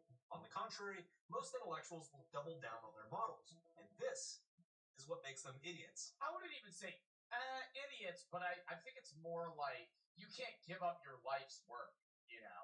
Like, if you're Caldwell, and you could tell him, like, hey, dude, that's just wrong in practice, and he worked on it for 15 years, he's not gonna fucking just give up. Like, you're always gonna back your method. They did the same thing in, like, astronomy. When some guys' models were, like, getting, like, a little faulty and, like, proven wrong, they just double down. No, that's not true. Like, even the church denied that Earth wasn't the center of the universe for a while, and then gave in. And then it was like, okay, yeah, we have to. That's just like human struggle in general, though. I don't think that's definitively pinned on anybody. I think that's just like, it's hard to break your spirit and your current belief. That's in anything, too. So it's just more prevalent because that's what they make their whole life about, is the fact that they're an intellectual, so they just seem fucking stupid and annoying. But it's like, if you believe something, it's a lot harder for me to change that belief than strengthen it. Like, if you believe in God, or you're conservative or liberal, I could, like, dick ride your belief and strengthen it twofold easier than I could get you to give up. Yeah. Somebody flat earthers. Yeah, flat earthers. That's the thing. Like, when you watch those flat earthers do experiments to prove the earth is flat, and then they just prove the earth is round in the process, they don't give up. They just double down. And they go, oh, no, it must be a fluke. In 1968, the biologist Paul Ehrlich began his book, The Population Bomb, with the following sentence. The battle to feed all of humanity is over. In the 1970s, hundreds of millions of people will starve to death. At this late date, nothing can prevent a substantial increase in the world death rate. In the book, Ehrlich builds a case that the world is overpopulated and we would soon experience catastrophic social, economic, and environmental collapse. Now, the world's overpopulated, but there are, like, people that think the world will explode in population as it did from the 1940s to today. It's going to slow down. How many people are on our Earth right now, chat? Like 9 billion? 8 billion? I think it's 8 billion. 8.2 billion. The number will cap out around, like, 10 or 11. Because population won't spike in the way that it is. Birth rates are declining. If anything, we're going to flatten out around, like, 9 or 10 billion. And then it's just probably going to go, like, up, down, up, down, up, down. People don't have kids anymore.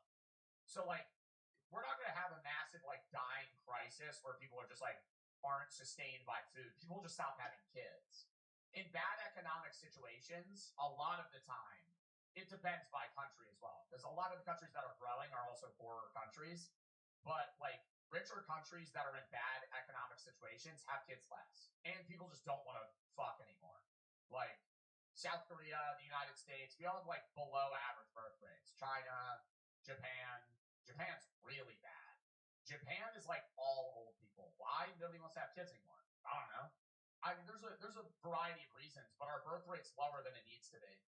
To maintain a population, you have to have 2.1 kids per person. So I would have to have 2.1 children. The 0.1 is an average that accounts for the fact that there's going to be people that die before they have kids. And that's to just keep it even. Because then you have 2 parents for 2 kids. And when you die, you've replaced yourself.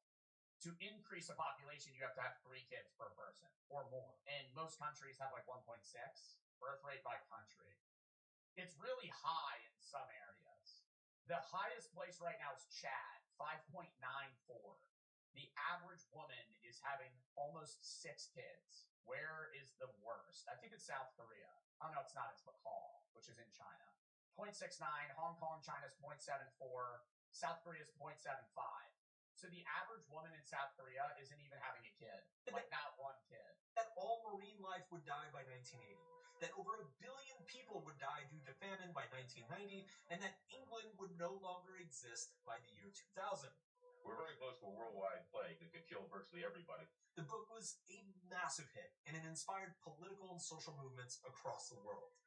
There's too many people, and we'd like to see people have fewer children and better ones. Ehrlich became an internationally celebrated thought leader and luminary. There's too many children. We'd like there to be less. Stop having sex and have good kids. Your kids are bums. To get the death rate and better kids, birth rate in balance, and there's only 2. I think it's just parenting. I think, I'm not judging, but I think there is truth to the fact that the more kids you have, the less good of a parent you can be individually to those kids. Because your time gets thin. If you have 2 kids, if you have 1 kid, all your time gets devoted to them. And then you could have half and half for 2 kids. Once you're at like 21 kids and counting, your kids are raising your kids. You're never gonna have quality time. Like that idea of a family of like over 10 or 15 children, like you're just not talking to some of your kids for like days. They just exist. And even though they're like 7 or 8 years old, it doesn't matter. Like they're just you have too many people to raise. Ways to do it. One is to bring the birth rate down, the other is to push the death rate up. He was featured in newspapers and appeared on television all over the world. He was achieving what every intellectual hopes to achieve: real impact. Except that he was completely and utterly wrong about everything. But Ehrlich didn't let that stop him. In 1990, he doubled down with another book. In 2004, he stated in an interview that his only mistake in his first book was that his predictions were too optimistic. In 2008, he argued that governments should not allow people to have more than 2 children. Even last year, in 2024, he was interviewed on 60 Minutes, one of the most prestigious news programs in the United States. Ehrlich is the... He did not say that. Rob, I was going to say, I stay winning, no L's, just big brain energy. IQ on Giga Chat mode, never been caught lacking in the thinking department. Ehrlich is the poster child for an intellectual idiot. Here you have a guy, super educated, professor at Stanford, spends decades thinking about sustainability, and he comes up with a model. And all of his predictions are just wrong. The model makes some catastrophic predictions.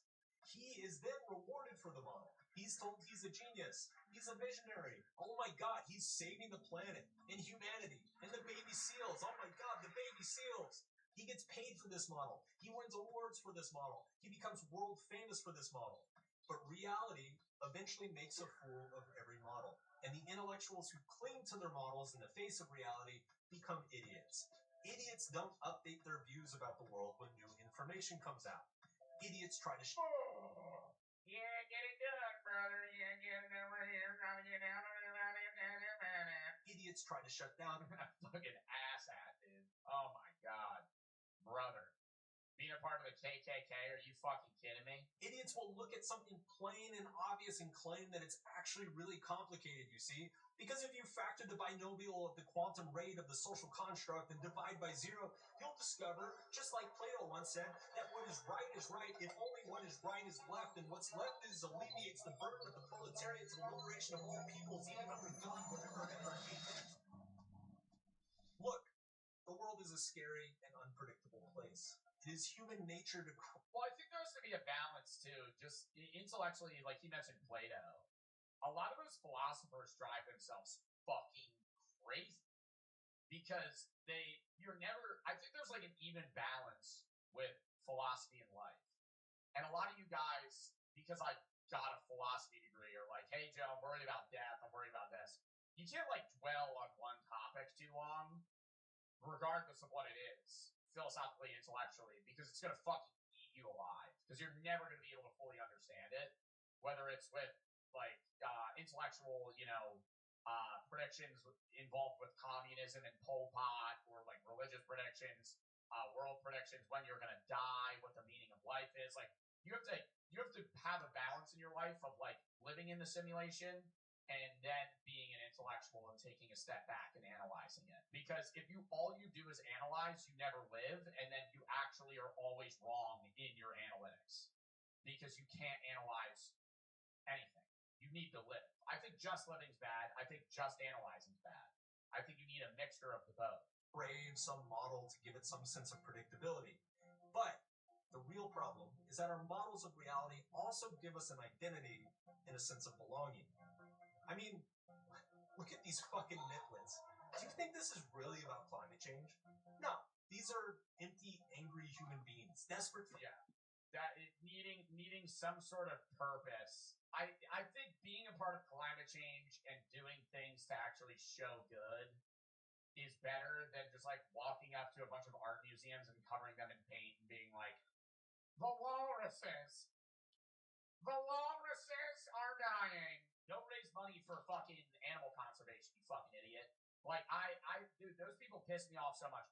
I think climate change is an actual fucking issue. I do streams for WWF. I actively care about that stuff. You can live that life and also be a sane human.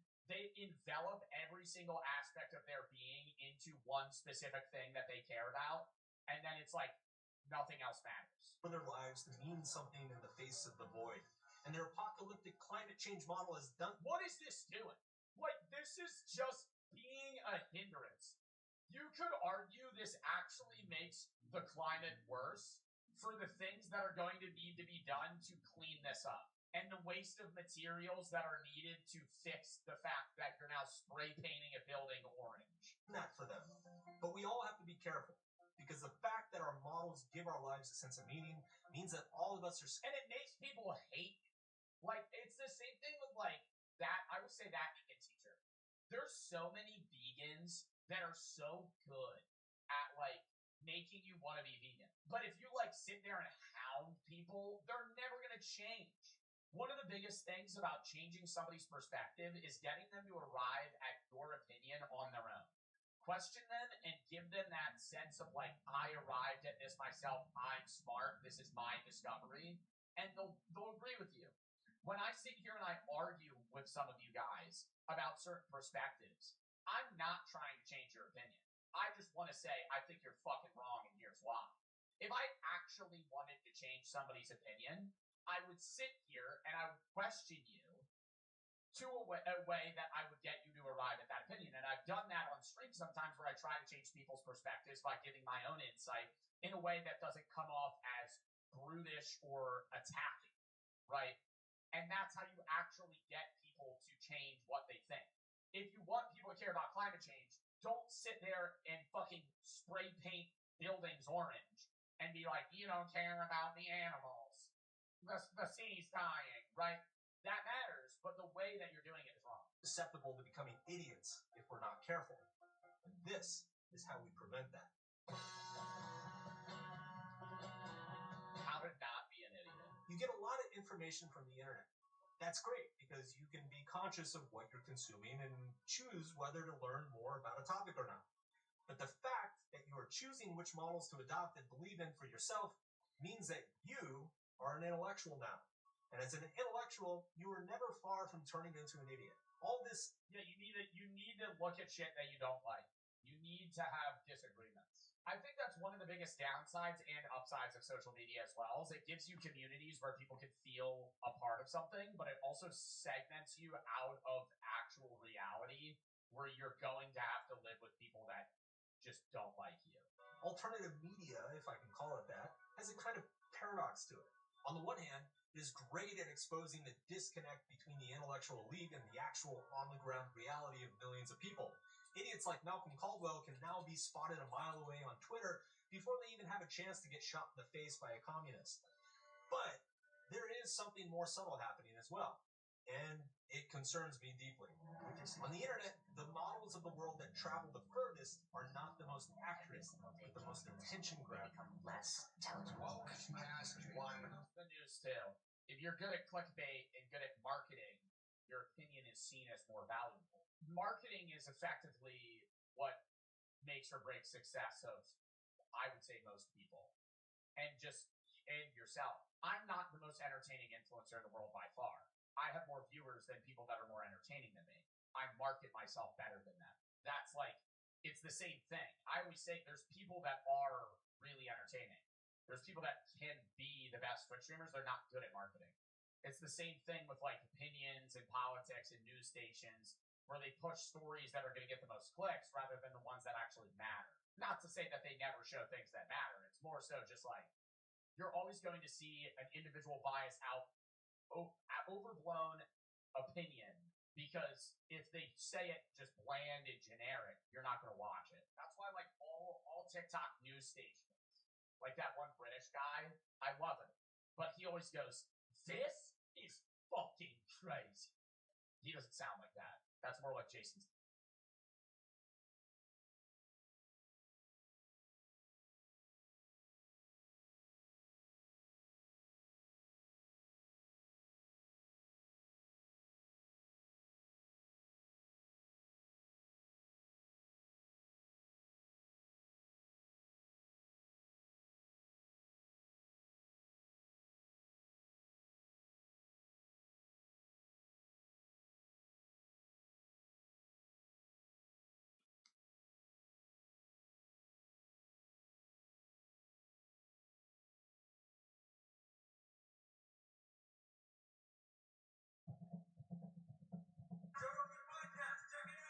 The Joe Rogan Experience. Drink by day, Joe Rogan Podcast by night, all day.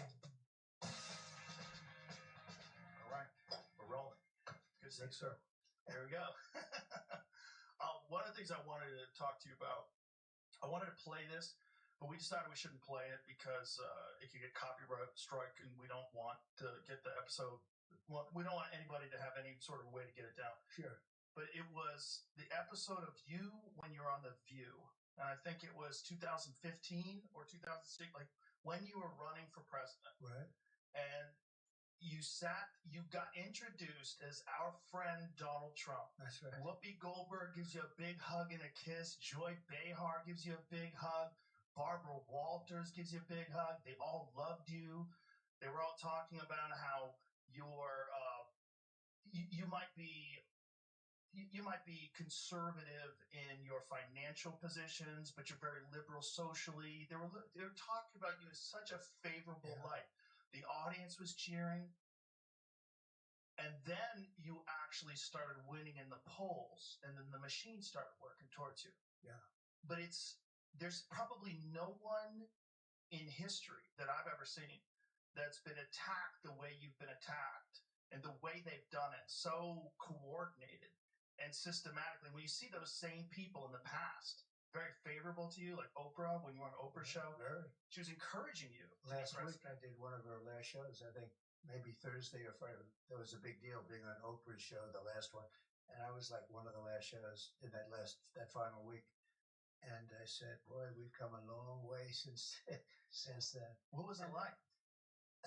Well, the concept, it was really like two different lives. You know, I had a very wonderful life, but I wanted to do this. The Apprentice was still going very strong. We had 12 seasons, and we had actually 14 seasons, 12 years. So we had a couple. Well, they canceled The Apprentice when you were running for president, correct?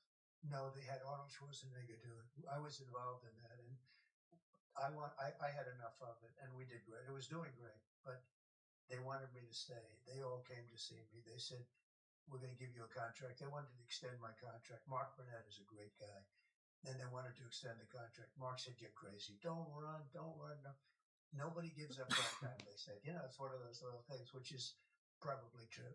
Nobody gives up prime time, though, for being president? For running against 20 some odd people, you know, it turned out to be 18 professional people, you know, mostly politicians. They said, who would do this? And it's a long shot. Actually, the heads of NBC came over, Paul Telegny, all the top people came over to see me, try to talk me out of it, because they wanted to have me extend. The Apprentice was doing well. So it was 14 seasons. It was 12 years. We had 2 seasons where we had a double, which rarely happens. It was just a hot show. And I said, you know, I want to do this. What happened is previously, like 4 years before that, they did a poll. They had Mitt Romney, and somehow they put me in a poll. and I blew everybody away. I blew him away, which isn't that hard, frankly. But I blew everybody away, and I said, that's interesting, because I never really gave it that much real thought. I thought about it, but never real thought. But I saw these polls were very good. And so I was thinking about doing it then, but I had a contract with The Apprentice. Plus, I was building 2 big buildings at the time, and I wanted to make sure they got finished up properly. And it was one of those things. The kids were just sort of getting involved. They're very capable kids, but they were getting involved early on. So I did that. I got them done. I had some very good successes. And I came on, and then I thought about it for the next one after the Romney disaster. And I ran and I won against Hillary. And it was quite an experience, but it was a different life because you're right, The View, I was on The View many, many times, and they loved me. Just the way people would talk. I mean, even if people had criticisms about you, people that didn't like you, there was always feuds and stuff like that, but the reality was the thing turned on you when they found out that you were going to be president. It was very coordinated, and some people are catching on to that now. There's a lot of people that were longtime Democrats like Elon and Bill Ackman and all these different, very intelligent people. And they support me now. Bill Ackman supports me. He's very supportive too. This one I wanted to ask you. What was it like when you actually got in? Because nobody really can prepare you for that. When you're running for president, you don't really know what it's going to be like when you actually get into office. What did you think so it was going to be in like? Office or when I decided to run? So no, when you got in. When I was in. So when I was in and won and was in the White House, essentially. Yes. Well, first of all, it was very surreal. It's very interesting. When I got shot, it wasn't surreal. That should have been surreal. When I was laying on the ground, I knew exactly what was going on. I knew exactly where I was hit. They were saying you were hit all over the place because there was so much blood from the ear. You would know that better than anyone. When they get the ear torn out. Ears bleed a lot, yeah. Bleed. Anyway, so, and I was thinking the other day, when that happened, I really knew where I was. I knew exactly what happened. I said I wasn't hit anywhere. With the presidency, it was a very surreal experience, okay? Like, what's day one like? You win? Yeah. You get inaugurated? Holy shit, I'm the president. Yeah, that's what happened. So I'm driving down Pennsylvania Avenue. I just built a building on Pennsylvania, the hotel, the old post office it was. We called it Trump National Hotel. And we sold it to the Waldorf Astoria. And it was a wonderful thing. But I'm driving down, I'm passing the hotel. You've never seen so many motorcycles, police, military. Oh my gosh, camera is there right now. Yo, motherfucker. Really the first time What's I used Air Force One. Landed. Like the angle? And we're coming down, and it was very beautiful. I mean, it was incredible. And we're going down Pennsylvania Avenue in the opposite direction. You know, normally you used to go. I'm doing great. And you? You're going the other way. The street was loaded up, and I wanted to go out, and I wanted to wave to everybody, but that wasn't smart. You know, the kids a little bit dangerous, right? I mean, when you watch like Kennedy and some others, right? But I really felt the love was so crazy, and so I did get out of the car for a brief, just for a very short walk. I thought it was very important to do, and Melania got out with a beautiful dress on that became sort of a staple. It was people loved it. Barron and we're walking down the street. But Yo, G, the stream is amazing. The stream is top. And now it's the stream is top. I just cleaned a floor. I didn't wash it, but I cleaned it. And also I took away the trashes. I had a lot. Oh, I still have it here. Beautiful hallway. It's funny. Nobody ever talks about the White House as being beautiful inside. You think it's going to be everything, metal doors and stuff. It's not. It's so beautiful. I made my money largely on Webster. The hallway is like 25 feet wide. The ceiling heights are, it's so beautiful. But I was standing there, and I said to the kids, I want to see the Lincoln bedroom. I had never seen the Lincoln bedroom. I'd heard about the Lincoln bedroom. And I was standing with my wife. I said, do you believe this is the Lincoln bedroom? I mean, it was like, it was amazing. Because it's, look, if you love the country, but here, the Lincoln bedroom, and the bedroom is very tall. He was 6'6", which then would be like Barron. Right. Would be like Barron Trump. He's 6'9", but 6'6". He was very tall. And on top of it, there it is. He wore that. Yeah, there it is. It's a long bed, elongated bed. and because people were short of it. You see some of the chairs are very, very low to the ground, actually. But he had the long bed, and they had, you had the Gettysburg Address right on that, right under that. You can't see it here, but right there, the original version of the Gettysburg Address. I'm watching Joe Rogan right now. Looking, and I just looked around. I said, "Do you believe this?" Because I was just playing so Poe. you were a politician, but I was never a politician. I made like 20 levels. I sort of just started, right? 20. All of a sudden, I'm standing on the White I House. made it, And I think, was, 36. very, very I need to surreal. rest a little That bit, room so was I so cleaned. beautiful to me. Much I more had beautiful the than it moment actually of is. the You know, moral to issue. me, when I looked at the Because bed, it was dirty in and the here, bed, you could see it was a little bit longer. It had to be a little bit longer. trashy. He lost his son. So I made And it. they suffered. The two of them suffered from melancholia. They didn't call it depression. They called it melancholia, and they suffered from it. He was a very depressed guy, and she was a very depressed woman, more so than him. And on top of that, they lost their son. How are you doing? His name was Ted. Stefani Sanzo. And, it was just seeing it in a little picture, the little tiny picture. I mean, you can't see the details there. Little tiny, everything the way it was, a little tiny picture of Tad, who he lost, and it was devastating. And he was, he was, look, he was in a war. He was having a hard time because he couldn't beat Robert E. Lee. Robert E. Lee won like 13 battles in a row, and he was getting like a phobia, like a fighter. Not about the fight stuff, but like I went to a UFC fight, and it was a champion who was 14-1 about a year ago. You would know the names. 14-1, and the only guy he lost to was this one guy, but the guy that he was fighting was like almost just an average fighter. Lost numerous times, but he beat this one guy. So I said, okay, I really don't know who you're talking about. I will figure it out. Okay. But about a year ago, but the point is that he lost. He wasn't nearly the fighter, but the one who was not nearly the fighter had beaten. He's the only guy that beat the champ like 5 years before. And I said, I'll take the guy that won the other fight. And that's what happened. He beat him a second time. Sometimes Lincoln, psychological advantage. Yeah, what is this crazy thing? Lincoln had I don't know, I've never read this. I heard it from people in the White House who really understand what was going on with the whole life of the White House. But Lincoln had the yips about it, in a way, as the golfers would say. He had a phobia about Robert E. Lee. He said, I can't beat Robert, because Robert E. Lee won many battles in a row. He was just beating the hell out of him. They tried to get Robert E. Lee to be on the North, but he said, no, I have to be with my state. The state was his whole thing, and he went to the South. And he was, I've had generals tell me, we have some great generals, the real generals, not the ones you see on television, the ones that beat ISIS with me. We defeated ISIS in record time. It was supposed to take years, and we did it in a matter of weeks. These are great generals. These are tough guys. These are not woke guys. But their favorite general, in terms of genius, was Robert E. Lee. In terms of strategy, you mean? Strategically. He took a war that should have been over in a few days, and it was, years of hell, a vicious war. And so here I am standing there, and again, I had never really done this before. I ran a number of months before I won. I probably, I guess if you figured max it out, it would be a year, something like that. So I had never run for office.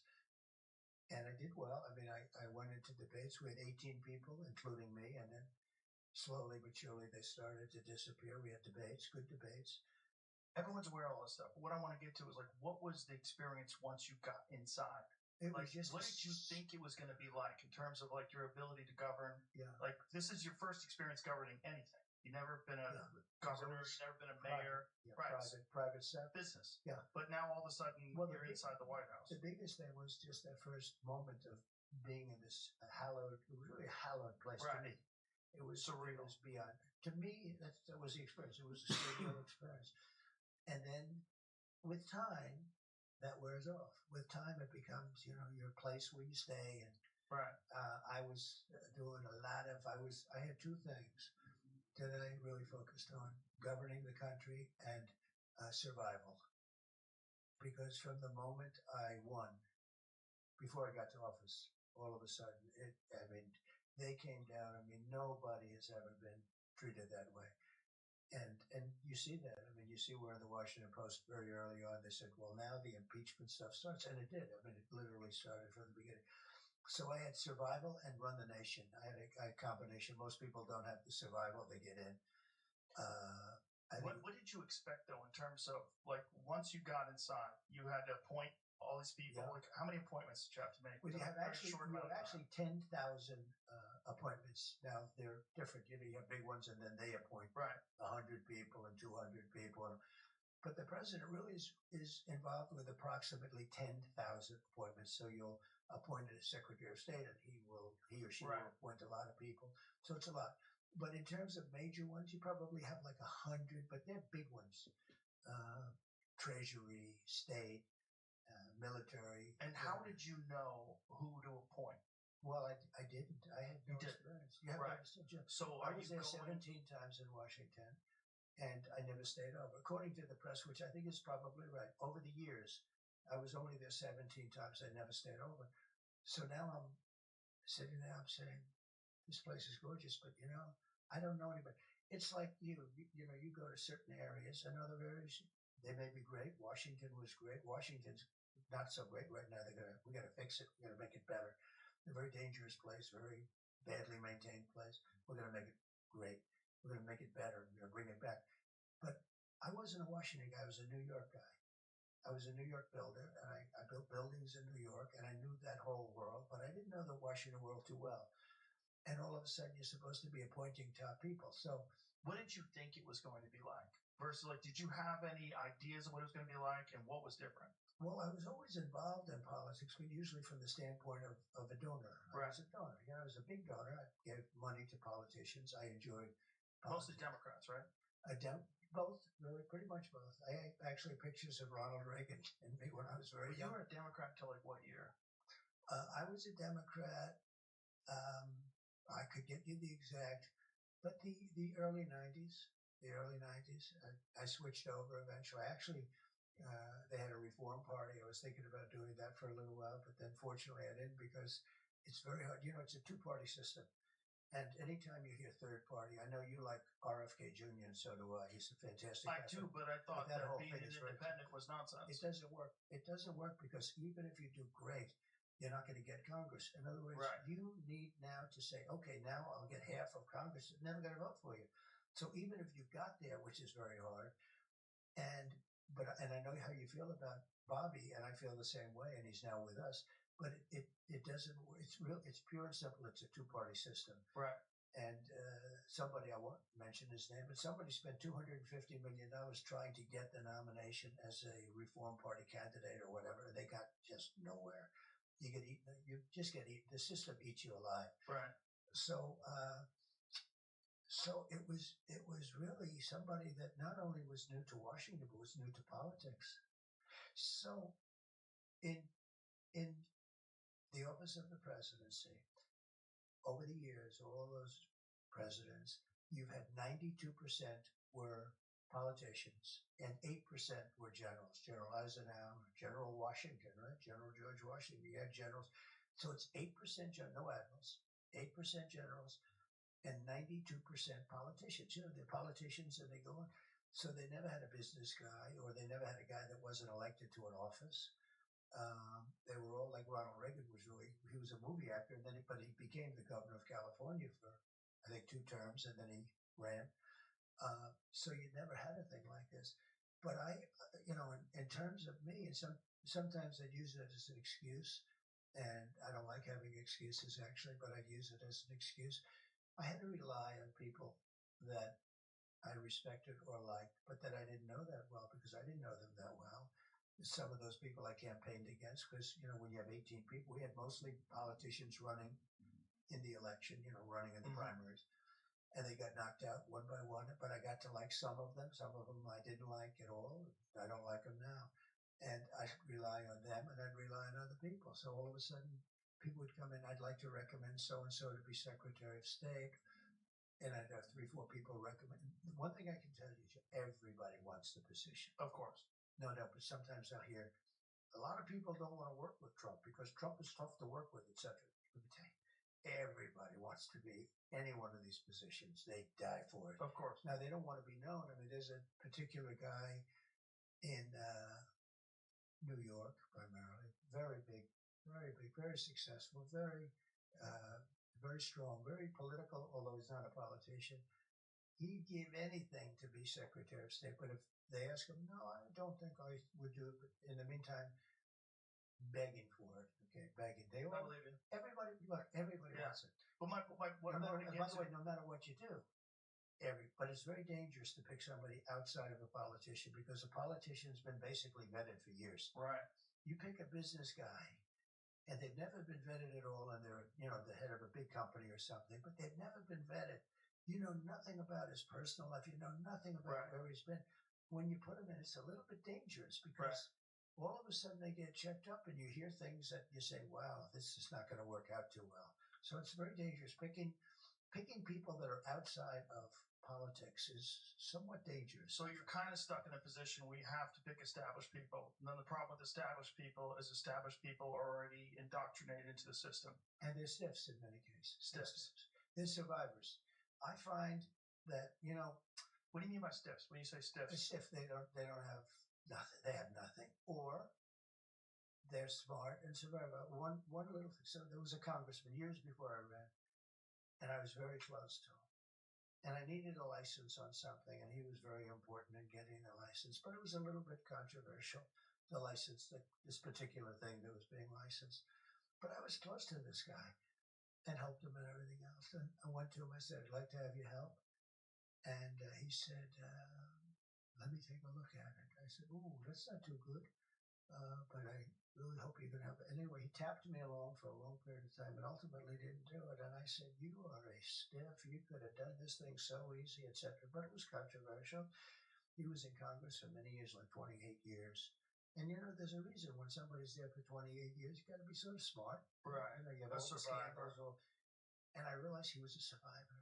And so they never do anything controversial. They never take any chances or speak their opinion. It's outside of it.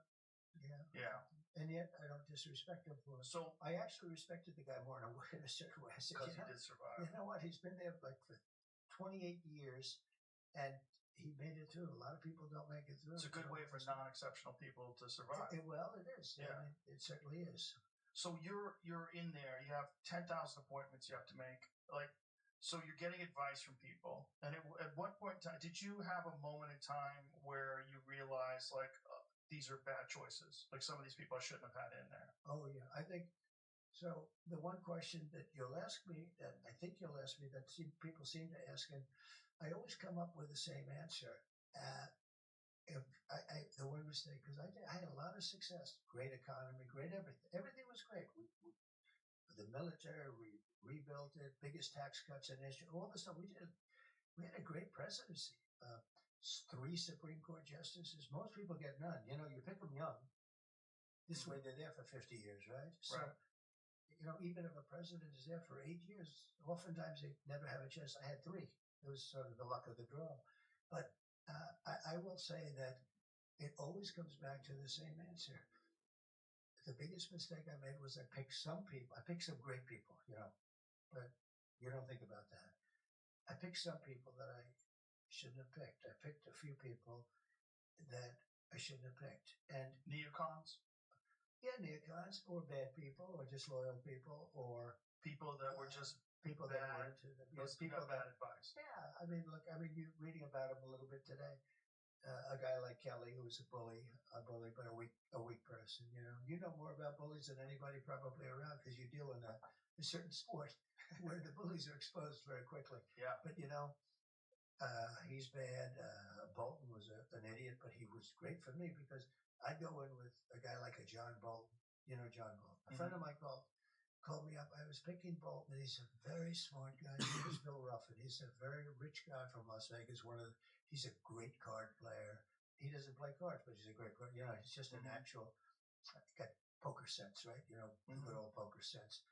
And Phil Ruffin is a very, very wise kind of a guy, and one of the richest people around, and has had great success and understands people. So it was in that I was picking Bolton, or I picked Bolton. He called up. He said, "Don't pick him.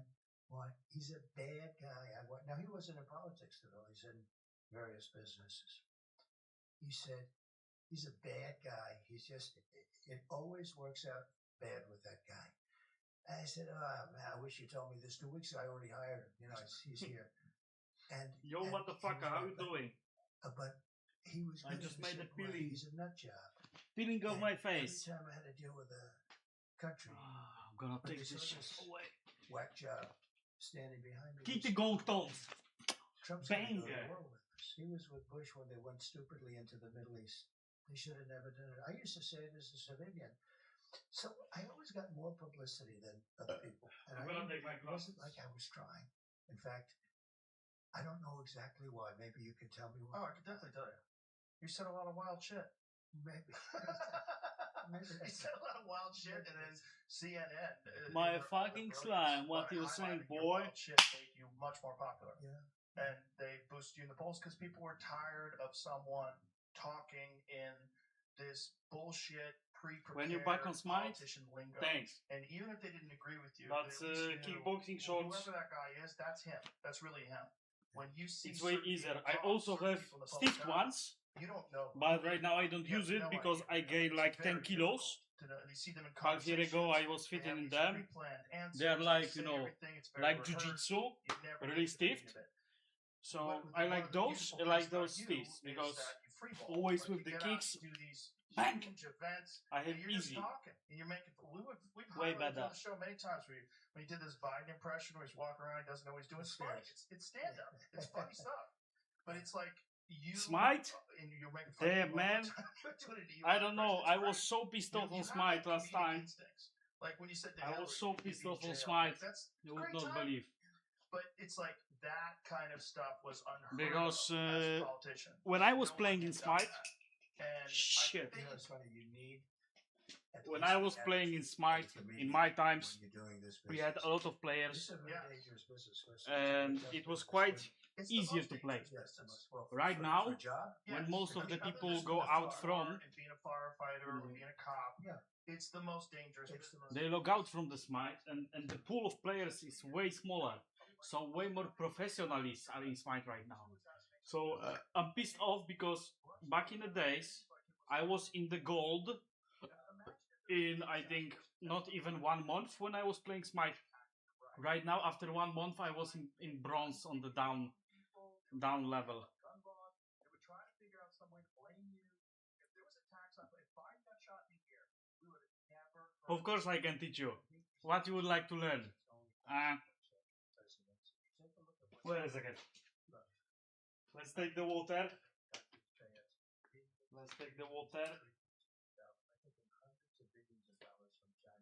Let's put it in here. Let's put it in here. Oh, I'm gonna make it's a little bit higher. Just do what's right. And when you do that, you know, Kickboxing with Trump. we would have never had the attack on Israel at all. Iran was broke. Gonna take everything. You can't do business. We're gonna place the water in here. We're gonna go cold turkey with China. It's possible. That would have been a good idea anyway. But I would put it in here on the room, but I have no space. Then I could show you the round kick, like. no money for Hezbollah. They had no money for Hamas. They had no money. Wait a second, I have a better idea. I make myself. You know, I mean, I understand what I'm doing. Let's do like this. I take the pad, I take the headphones on the table, and we're gonna do like this. So oh shit! Why it doesn't move? I don't know. It's right, but 1/10 of 1% What the fuck? for a race car driver. Yeah, it's pretty dangerous business, right? Yeah. 1/10 of 1% for a bull rider. I tell you, to me, I was talking death. These guys that ride the bulls is worse than UFC. It's worse. Yeah. These Okay, guys, we got you see these big monster bulls, and you see it in slow motion where the foot is like, you know, an inch away from the head, and it hits him. The guy's done, but they die. You know, they die. So 1/10 to 1% die, right? What you're saying? Yeah, 1/10 of 1% die. Right. And they certainly get hurt badly. I had a drunk stream for a few days ago. But I made it in, I think, like 5 hours. I drink it all, and I was feeling G. But that's because of the fat what I have right now, probably. I never thought of that, by the way, when I did it. You don't tend to. I don't. So about kickboxing, what you would like to learn? I can show you punches. Oh, wait a second, I'm gonna take camera a little bit higher. didn't attack you the way they did, if they didn't conflate you with Hitler. I mean, even today, like Kamala was talking Maybe about like you as this? Hitler. They're going to take Oh, it way too better, far. way better. Oh, Donald Trump wishes the South won. Yeah. 360 gig. They love to take things out of context and distort things. But they don't even have to take a I could, but in here I have wind and in here I have this, so I have no place in here. But I could do it. The thing is also, I think in here I have room, but I can show you shots with the hands. I can show you kicks, bank, She would, every time she'd see me, bank. I'd be in the theater. The thing is, You have to be on the show again. Come on, let's the go. punches from the hands Love me. That episode are not thrown from the hands. You need to forget about using them as your weapon. The thing is, you need to strike with your body, and how to do it is the better to focus on center, so on your belly. If you are more heavy, your strikes gonna be better, gonna be stronger. Why? Because power is not coming from how hard you can hold your fist and in your biceps. Your strength doesn't say how strong you punch, because power is a weight plus speed. So you need to get you need to get the feeling to stop using your power when you punch, but you need to start using your speed, the dynamic. Dynamic is most important in this. So you need to know how to rotate your body with your knees and legs, and you need to add also to this your hand. Most of the people when they punch, let's say in the bar or something, they do like this, right? That's shit. I kill people like this in 5 seconds. That's too easy. You need to go lower on your legs, loose in the hips, and loose in your arms. You make your fist on the end of the punch to don't waste the power. So watch. That's why in the movies they always have, or when they fight, they have open hands, because they squeeze the hand in the moment of the punch. Bang. So look, when you add everything, look, bang. Took the answer, they took the whole, and they put another answer, which didn't make sense either, but it was better. Everything is about the dynamic and adding legs with your hips and rotation. Most of the people are like this, right? That doesn't have a power. You would be not able to knock me out like this. You need to know how to add the speed to your weight and balance your weight for a shoot.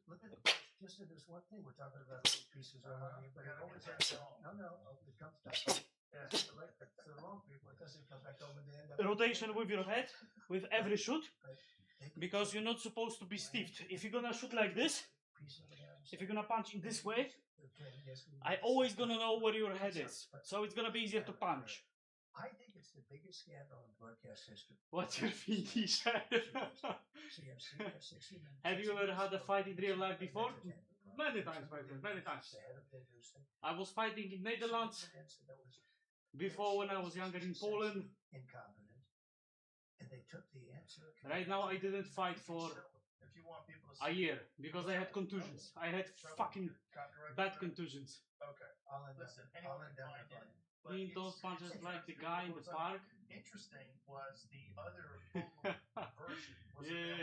In the park you have a lot of gangsters, right? Where are you from? Britain? United Kingdom? Where are you guys from? Because I also was fighting in England. I was fighting in Netherlands. I was fighting in Poland. Britain. Yeah, so I know guys over there. Most of them, they are drills, gangsters in the ski masks, you know. They think that they're hustlers. And the thing is, only way how they can deal with you is 5 or 10 on 1, or with the machete or knife. I know these bitches. When you're 1 on 1 or 2 on 1, they're running away. Always. Can you disarm? I can disconnect your arm from the body. No problem. interrupting me. It was like, I said, how many people am I debating here? I got this Show one, how I you got this design. one. I don't have mannequin, but I can try. Wait a second. I always thought he was a nice guy, but he's just like the rest of them. You know? Well, that's his job, unfortunately. We have a hand, right? Basic rule, basic rule. When somebody has knife, the most logical and smart thing what you can do is to run. Because every person who's trained people how to self-defense from the knives gonna tell you this. Because you are not able to fight. Sometimes it is possible to win with this guy if he doesn't know how to use it. Then, if you know what to do, then you can possibly win. But anyway, he can hit you because, let's say I have knife, right? If you have knife attacker, if you're gonna grab him for a hand, anyway, look, So it's one of two things. he can just cut it in here if you're gonna be smart, and you could probably die in next 5 minutes because in here you have one of most important lines in your body. So the thing is, you're not supposed to grab his hand because he's gonna cut you anyway. I mean, I'm debating with this guy. Only thing what you can do good is to grab for the wrist, because with the wrist, because when they put out look, the statistics, they didn't if I'm include trying some to of the cut most myself, places. They didn't include oh, some of I'm the gonna most show like serious, this. some of the most deadly places. I cannot, But when the real numbers but you come need to out, have strong fingers for this, You turn out to be because otherwise you're gonna be fucked. unreported crime is way up. Most smart thing what you can do is to run. The morale of police If department running has is in a lot not of these states where they've possibility, done this defund the police bullshit, balls, these eyes, morale is poor. throat. It's fucking horrible. It's the Uh, dumbest idea of all time. I'm gonna tell you guys, with most guys on the street, they don't train, they don't fight. So one of the weakest spots what they have is in here. But if you run into one carpenter and he does a This shitty job place. at your house, you say, If you're gonna punch but they don't suck. Most of them in are this great. place That's the key to do with cops. with full power, They most did often they're gonna all cut out. in this very foolish way. They're gonna just These cops lose suffer the conscience. consequences of it, and so subsequently, what happens is Kingston a will lot put of the crimes blade are on you reported. when you A lot punch of him. crime, like call the cops, you're too busy, they can't even get to, or your house. He don't can open try, to, he can try. Sorry, you know, I'm not saying he no. doesn't even make a report. You can try. There's a lot of people that We're gonna just see how it's give gonna be. up. It's so. Can you sad, disarm? sad. Yeah. And I'll Show tell how you you what, disarm me. I I pull believe the blade. How do you disarm the blade? I'm learning how to kick. Can you show me kicking? Yeah, you would like to see high kick, low kick. High kick right now it's gonna be hard a little bit because I have nothing inside, so you're probably gonna see my balls. But I can show you low kick and middle kick. Do it in time. Yeah. Wait a second. It's every cop's worst Let's nightmare. make the camera a little bit lower. Bang. He was killed and his partner was hurt. He was killed. It also will not be perfect because my floor is slippery. I'm gonna tell you something, guys. I was trying to clean my room a few days ago. I didn't know I'm not supposed to give that much fluid into on the floor like this one. But even if you could have your gun out, the door opens and bullets start firing out. You know, and especially where they have the dark windows, where Look, they have the darkened windows. that it amount, is such a dangerous. that amount of this fluid I put on my floor. I have 70 meters in here. They're not given any backup. And you're right. You know, they have like an eighth of a second to make a decision that's going to change their life. In last few They days, make the wrong I decision. already They end up with a front wiped page my of floor the with only newspaper water, in the country. but it still is slippery. Now I'm gonna show you some kicks. Their job and their wife is going to be gone and everything's going to be Absolutely. gone. And here's another thing that people don't talk I'm about. gonna How many stretch. have PTSD? Probably most of them. These guys are seeing people shot all the time. You know, well, I've talked to Okay. a lot of cops about I it. don't have what to You know, kick, a lot but of cops wait a commit second. suicide. A lot of cops are Nah. depressed. A lot of But we have cops. to I don't have no. Yes. Okay, but I can show you low kick We just have to give a back. You said so good. because the thing You is, make yourself- anybody- also what many people do, they try to kick like a football, right? But Like every time there's a bad apple, that gets massive. publicity. that's how people kick It taints normally But when it's they also don't this very learn irresponsible how to do thing it. when people say defund the And the police, thing get rid of is, the police. You know, even Kamala Harris was part of first it. of all, That it's it's not very powerful. simple way to look at it. What you should do is Secondly, defund the police. you should don't have know better how training. and where to You should kick. have cops that feel more Stretching appreciated. important, They should yeah. have something that helps mitigate this PTSD that you suffered. She was a big part of defund the police. That was a big thing for her. Defund the police. Always defund the police. Well, it's a political So, idea, But right? anybody with the that thing is, political- when you kick, I don't think should be running for president, and I think people are getting worse. I don't think you see shit. You know, we're doing pretty well now. I don't know. Maybe in a week from now, say, sorry about that, I was wrong, but we're Oh, way better, way better. and I think we're going to have a very good election. But I tell people, because people are starting to get to know her. But she was Okay. police. She was all these trainings, When you kick, gender operations. first thing what you want to You do, wanted a sex change, it's you wanted place a your sex leg change, and you demanded a sex change. in the position. They give you a sex change. Before, if you're gonna kick like this, Is this idea of I'm just gonna come to you and I'm gonna push you and you're gonna fall down. You have no chances to survive with person. that is Even if you're gonna kick somebody like this, problem you have. You just walk high possibility that you're gonna turn over by yourself She was in favor. because you wasn't prepared. Man, Now she changed. look now, look this. Policies. I'm gonna show you how to make a look. She stole your idea about no tax for tips. I came up with this idea that honestly nobody ever heard of. And now it took her 2 months, but you know what? All of a sudden it caught fire, and she just put it into the whole speech. Yeah, but it became I think popular. I think we still have that issue. I think that issue is a good one. But then we have a lot of good issues. You know, we had the other day. I think we're gonna sample some of these here. Now front leg. Cars built in the United Front leg you use mostly It's been a disaster. to They have punch a huge factory, huge car auto plant by China. this indexed part their cars of the leg. in the United States, put So you just wanna disarm your enemy.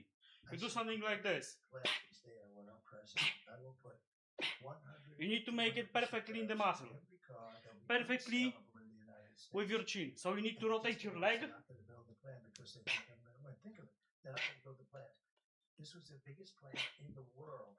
It was more than all of Michigan makes. So that's how big it is. Now, This is what we're getting to. how to make And I said, if that plant with safety. I want them to understand Because you can be unbalanced very I'm often. going to tax those cars at the rate The of thing is, 200%. hands So that you won't be also are working with the kick. And they help you to give the power for your kicks. Pink, my technique, what I invented when I was in Netherlands, because I was furious that when I kick, somebody is coming with the left. The thing is, what I'm doing, is I'm going with the straight, like, and in here, in this position, my leg is already up front and it's prepared to kick, right? To protect my face, I change the hands like this with the moment of the kick. So I give the power of rotation with right hand, I mix it with the hand. You have something like this. You have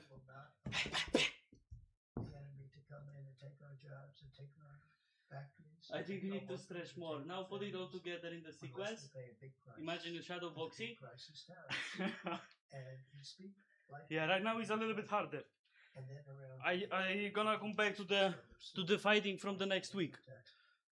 Because right now I know I'm gonna stay in here in Thailand, so I'm gonna go to the club in here nearby. I have Muay Thai like 1 kilometer from my apartment. I drop my knife and run. Yeah, it's gonna be smarter. If you don't know how to use the knife, yeah. I think it was 1887. Because people with the knife doesn't. Mostly, when people know they take the knife on the street, they take it without purpose to using it. Mostly they just trying to scare the people. If you're gonna find the person who's not scared, your brain gonna start working differently, and then people make mistakes. China does it. That's what China That depends with who you stand. Go put some underwear on. No, I don't like it. But if you build a plant in China, full force. you can do that. In here it's hard to make kicks because it's slippery as fuck. I need to rotate myself because I'm gonna fall. Every step what I'm doing in here is like, you know, 50-50. So you may have heard it because these speeches have been good. Did you see the one last night? Yeah, 29,000. And the night before was the same thing. We're rocking and rolling. But Elon, I'm talking to this very important guy. I'm looking at something. The television's unmuted, right? And I see this rocket. So live stream of your training. Of course, I was thinking about it. He's pouring down at thousands of miles an hour. And I see this thing. It's like a 20-story. Likes your shorts when he can get a pair in Thailand. Let me just put you in the hole. I gotta see this. And I see this, and it's gonna crash. I say it's gonna crash into the gantry. I bought them on Phuket in the vacations. And then all of a sudden you see the flames. Muay Thai pants. They are the best because they lose. If you have a big dick and big balls, it's a best because I called Elon. I said, "Was that you?" He said, "That was." Everything is fresh and clean. Who else can do that? He said, "Nobody. Russia can't do it. The United States. Nobody can do it." You know, I set up Space Force. That was me, and that's the first time in 80 Well, years that we opened another branch. the thing is, The Air Force. And that's I already made a YouTube episode about how I clean my apartment, and it's about 5 minutes. I'm gonna post it soon, in a few days maybe. And on this episode, we're gonna have also two possibilities how to make another episode. And first, the viewer is gonna be able to choose what I'm gonna do from the another video. I'm gonna train or I'm gonna change my diet. We have two possibilities. I will not choose because for me it's obvious, but I would like to see how people gonna decide. Can you demonstrate this again? I can, of course. Great, great. You're gonna vote. You're gonna vote what I'm gonna do from the next. Because the thing is, I would like to base my YouTube on my recovery. Because right now for a year I was doing nothing. I couldn't train. I couldn't fight. So I become lazy. How you can see. And I said, "How was it?" They said, "Wait a second, I'm gonna show you something." You know, they couldn't put them in. They were all gone. So I used it recently in Utah in the mountains. Did you find it good? Oh, it's phenomenal. It's the size of So, an iPad. we're gonna make YouTube. High-speed internet. It's incredible. We're spending. And we're gonna make me back to my phone. $1 trillion Wait a second. to get cables all over the country, right? Up to upstate Man, areas.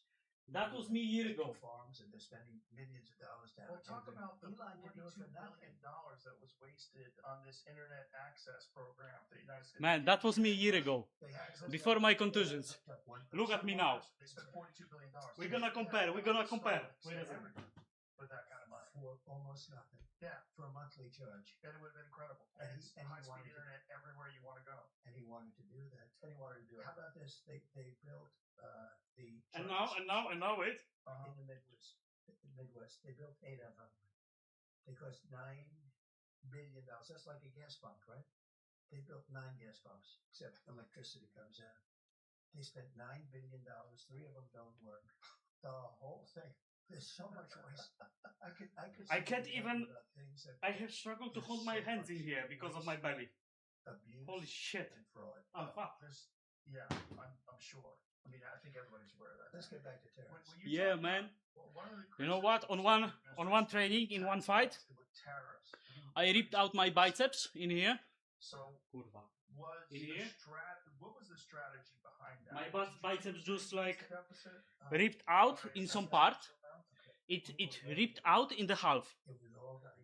And then when I start coming back to trainings, 3 months later, I go full hard. I pushed myself. Every day I was making 1.5 hours of Stairmaster. And I fucked up my knee. But only if you make your product. Another half year from hand. Which is great. People call me this. What a great idea. Nobody ever heard of that before. I don't care if they make the product in Japan. Why should I give up? So it's at 21. That at 21 in the first year. Not because of your belly, because of your big dick and balls. Yeah. That's why I have to have those pants.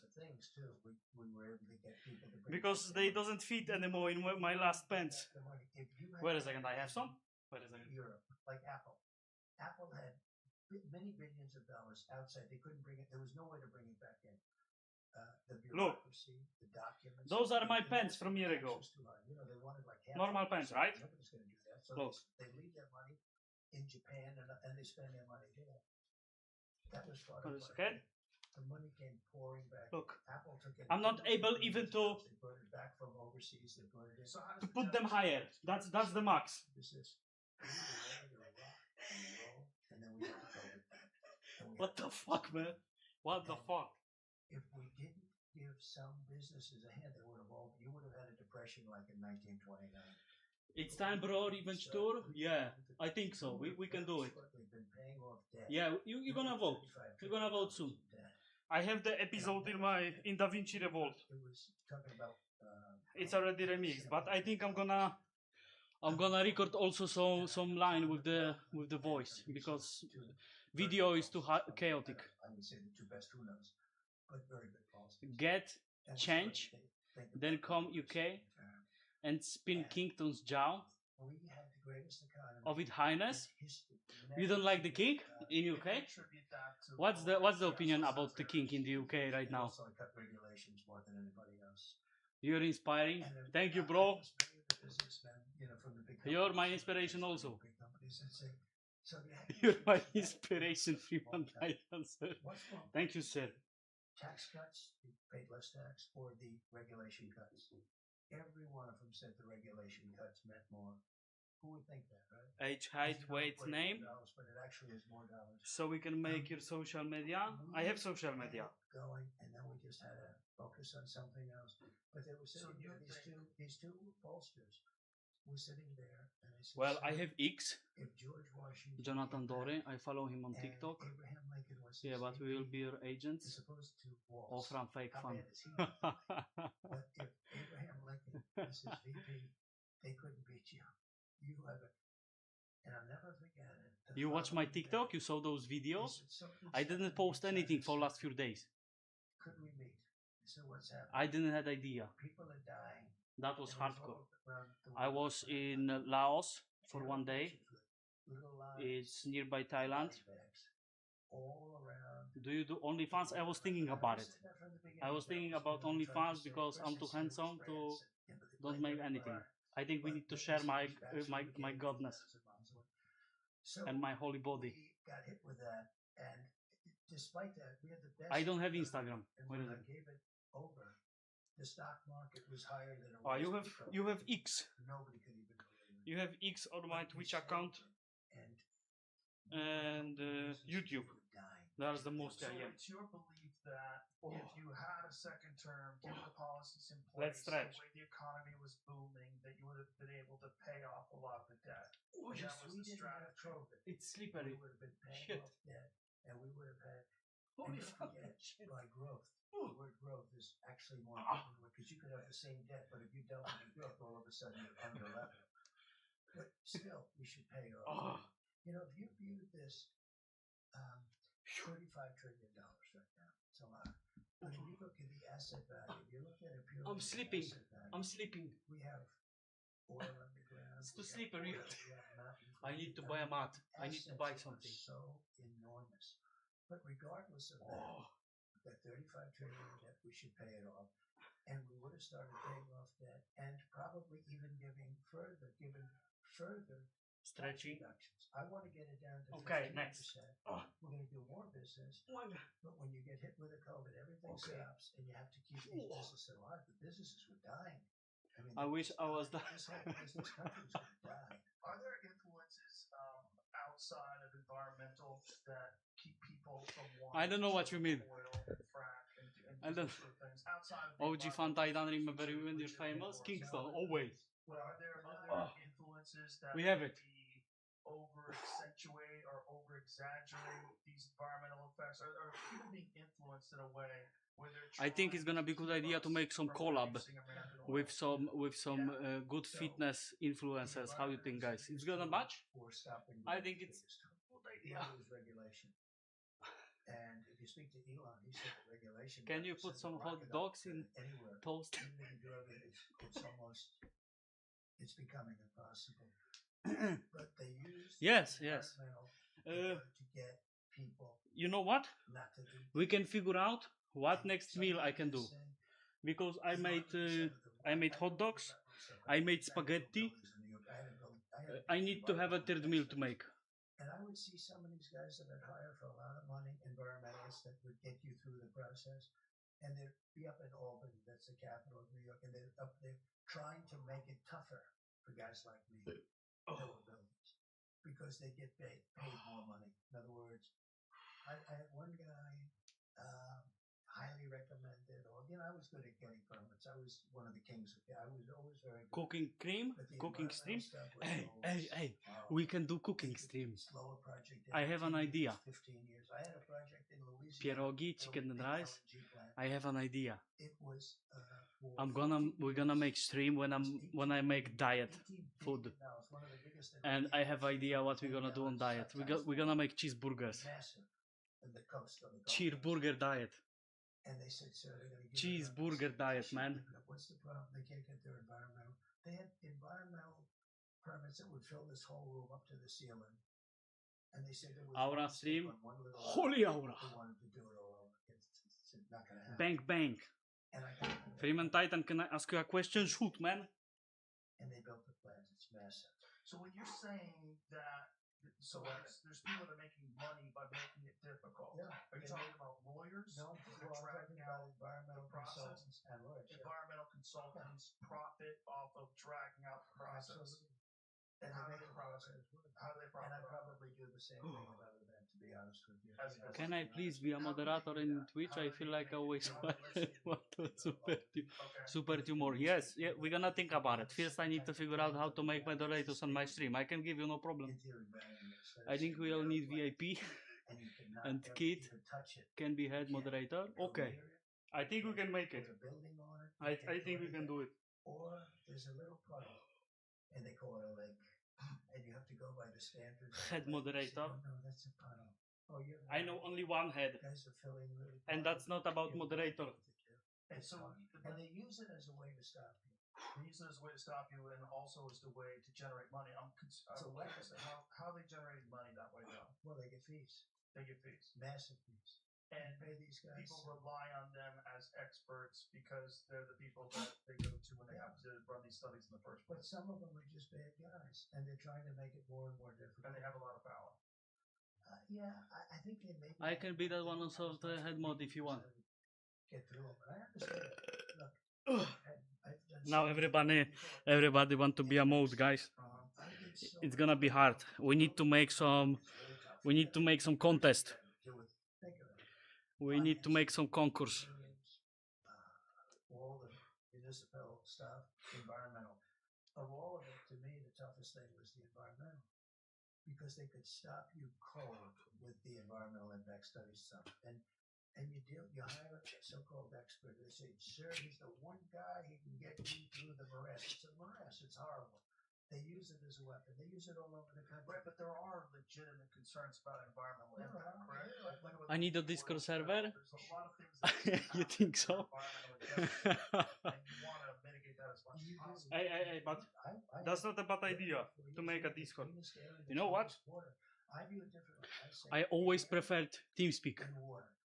TeamSpeak is more social. Discord is already like spread it out. You are not able to see everybody on the server. On TeamSpeak, when you get on it, you already have a list of people who are on it. That's way better. You can already see who's there. On Discord is weird. I'm not able to feel it. I don't know how you guys can like it. But Discord right now is more popular, I know. Boxing contest for head mod. We can make 3.8 days. That stuff sort of over China's right over the top of us. Right. Contest for head. They dumb. They're garbage. And then I get mod privileges from making your Discord server. Discord is more well known. Yeah, correct. That's true. In about a week and a half. You will get you more famous. I will trade head for head. So nobody ever talks about it. God damn. But in a way, the bigger one. That's hard. That's hard. I don't know. Right now I'm thinking even about it. It's been flowing that way for 1,000,000 years, long before. Head is always yes. No, if we're We get the cleaning, Sahara dust clouds over here. absolutely. We get dust clouds in Austin from the Sahara Desert. But we get the China, they call it the China curse. We get the China curse. They're bad, and their air is dirty. When I went there, I had a great relationship with President Xi. Where I put the water? Where I put the water? They treated me better than Shit, anybody man. has ever been treated. Same thing in Saudi Arabia. Got a number of them. We have it. We have it. But they laid it down. And I said, this air is good. Do you know they closed every factory 1 week before I got Drink there water, guys. from within 200 miles? Don't drink That's shit. like what Gavin Newsom did when Xi Jinping came to San He Francisco. cleaned it up. He cleaned it up. He got rid of all Isn't the that homeless terrible? people. We're gonna make pumps. He cleaned it Now up. we're and gonna that make became pumps. a pigsty. Well, the He dumbest is- thing is he said Let's do when it. your friends come by, when you have visitors, you clean up your house. Like, how about just keep your fucking house clean? Can you imagine? It's the dumbest thing I've ever heard anybody say You see ever that? as a governor as to excuse to why you finally cleaned up your homeless problem. And the day he left, Right back to it it. went right back. That's from me? In a way, that was the bad thing that he did because he showed. Just what, keep going. what a disgrace! Holy that was. fucking What a shit. disgrace! Well, this is the It's thing a that like disgrace. shows you What is it? how foolish a lot of these people that are running these cities think, and a lot of these people that are running these states think. It's You saw it. foolish. Like I made you're it. insulting the intelligence of the people that live in that city that are impacted by. I think I have started something. These people just Wait a second. camping Give me a while. needles, human feces. There's a Oh, shit. you can buy. There's an app you can get rather that will show you where the He drinks spiced rum. has been done. Don't drink it. Don't drink it. That's only for And it's people, just retarded people like me. But let me give you one that you may not know. Okay. Which I It's think not you know spiced. Actually. Oh, it's This is spiced some- actually. this is Okay. some of yours. But I give your honor back. you know in Los Angeles. What you doing today? Get proper amounts. You playing game? And it's unbelievably expensive. And you might have a house in Beverly Hills, and they're actually thinking about rationing water. Can you believe it? And I was in the farm court country with some of the congressmen. We're driving up a highway, and I say, "How come all this land is so barren? It's farmland, and it looked terrible. It's just brown and bad." I said, "But there's always that little Need to clean a corner little bit after this that's shit. so green and beautiful." They said, "We have no water." I said, "Do you have a drought?" "No, we don't have a drought." I said, "Why do you have no water?" Because the water That's only one what was possible to buy at this moment. all the way up north, more water than they could ever. Holy crap. And in order to protect a tiny little fish, the water up north gets routed into the Pacific Ocean. Millions and millions of gallons of water gets poured. You're going to see this. We're driving up, and I had never seen it before. It's like Iowa. It's the most fertile land. Iowa's blessed with great land. Idaho for a potato, right? Yeah. But they're just, by the way, some land is good for a potato, some land is good for corn. It's the craziest thing. I love the farmers. They're great. They're the greatest. And by the way, they're getting killed right now. They are. They're getting killed because of the stupid administration. But so I see this, and I said, "You gotta be kidding." I said, "You mean you have water?" And I looked at it. It's like a valve in your sink, except it's massive. The thing's 5 times taller than your ceiling. Did you know the center of California was a giant lake? They have so much water. You ever see what it looks like before they I rerouted never it? saw that. The center of California, like, what is it, 200 years ago? How long ago did they do that, Dan? The center of California had a fucking enormous lake in the middle of So California. they dumped it into the Pacific. Who knows what they did? But whatever foolishness Hardcore. they did led to the situation Holy that shit. they're in now. Think of I those think I'm gonna dry die. forests. 100% I need to make a shit. You know, the head of Austria said, There is Tulare Lake or Tachi Lake. It's a freshwater lake in the southern San Joaquin Valley, United States. Historically, Tulare Lake was one of the largest freshwater lakes west of the Mississippi. Show a photo of what it looked like back Tulare then. Lake. that's a great system. So that's what it looked like. Look at that image. Now, go to the one on the third from the right. Yeah. Yeah. That was an Wow. enormous lake in Beautiful. the middle of California. Imagine that. That'd be much more valuable. How crazy is that? I mean, how crazy is that? So What what did did it look like? And human beings screwed that No, up. they let it go into the Pacific, and then they. I don't know what they did. What did they do? How did it go Wow. missing? Yeah, they drained it. 1983. Oh my God. Oh, went dry a handful of times. Well, lakes do go dry, but that's a big one. But think of It's a big one to go you dry. can have all of the water you need, all of that land would have more water. The whole thing could be like that little patch. And literally, I'd say I was with Devin Nunes as a congressman, and other congressmen who were going up. I was visiting them because they asked me to go up and visit their territory, and I did. But I kept saying, look at this land, it's beautiful, but it's so dry. And I thought they were going through like a desert, like in Trinidad. They said, no, we have water, but it gets rid. So I looked into it. What is the And I got it done. I could have water for all of that land, water for your forests. You know, your forests are dry as a bone. Yeah. Okay. Dangerous. That water could be routed.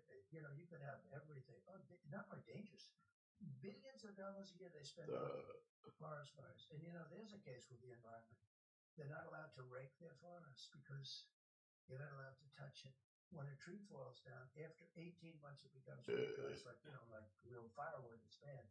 You know, a tree that's up, these are all things I learned the hard way, the easy way. But when a tree is up, it sucks water, it's wet. I went to they had a couple of horrible forest fires in California, and I said, you get a lot of trees standing. Yes, they were healthy trees. So I said, with this intense heat, you could see they were charred a little bit on the bottom, but they were going to be all right because they're soaking wet because they suck up the water, right? But when they fall, they're like, you know, it's like lighting a match. Yeah.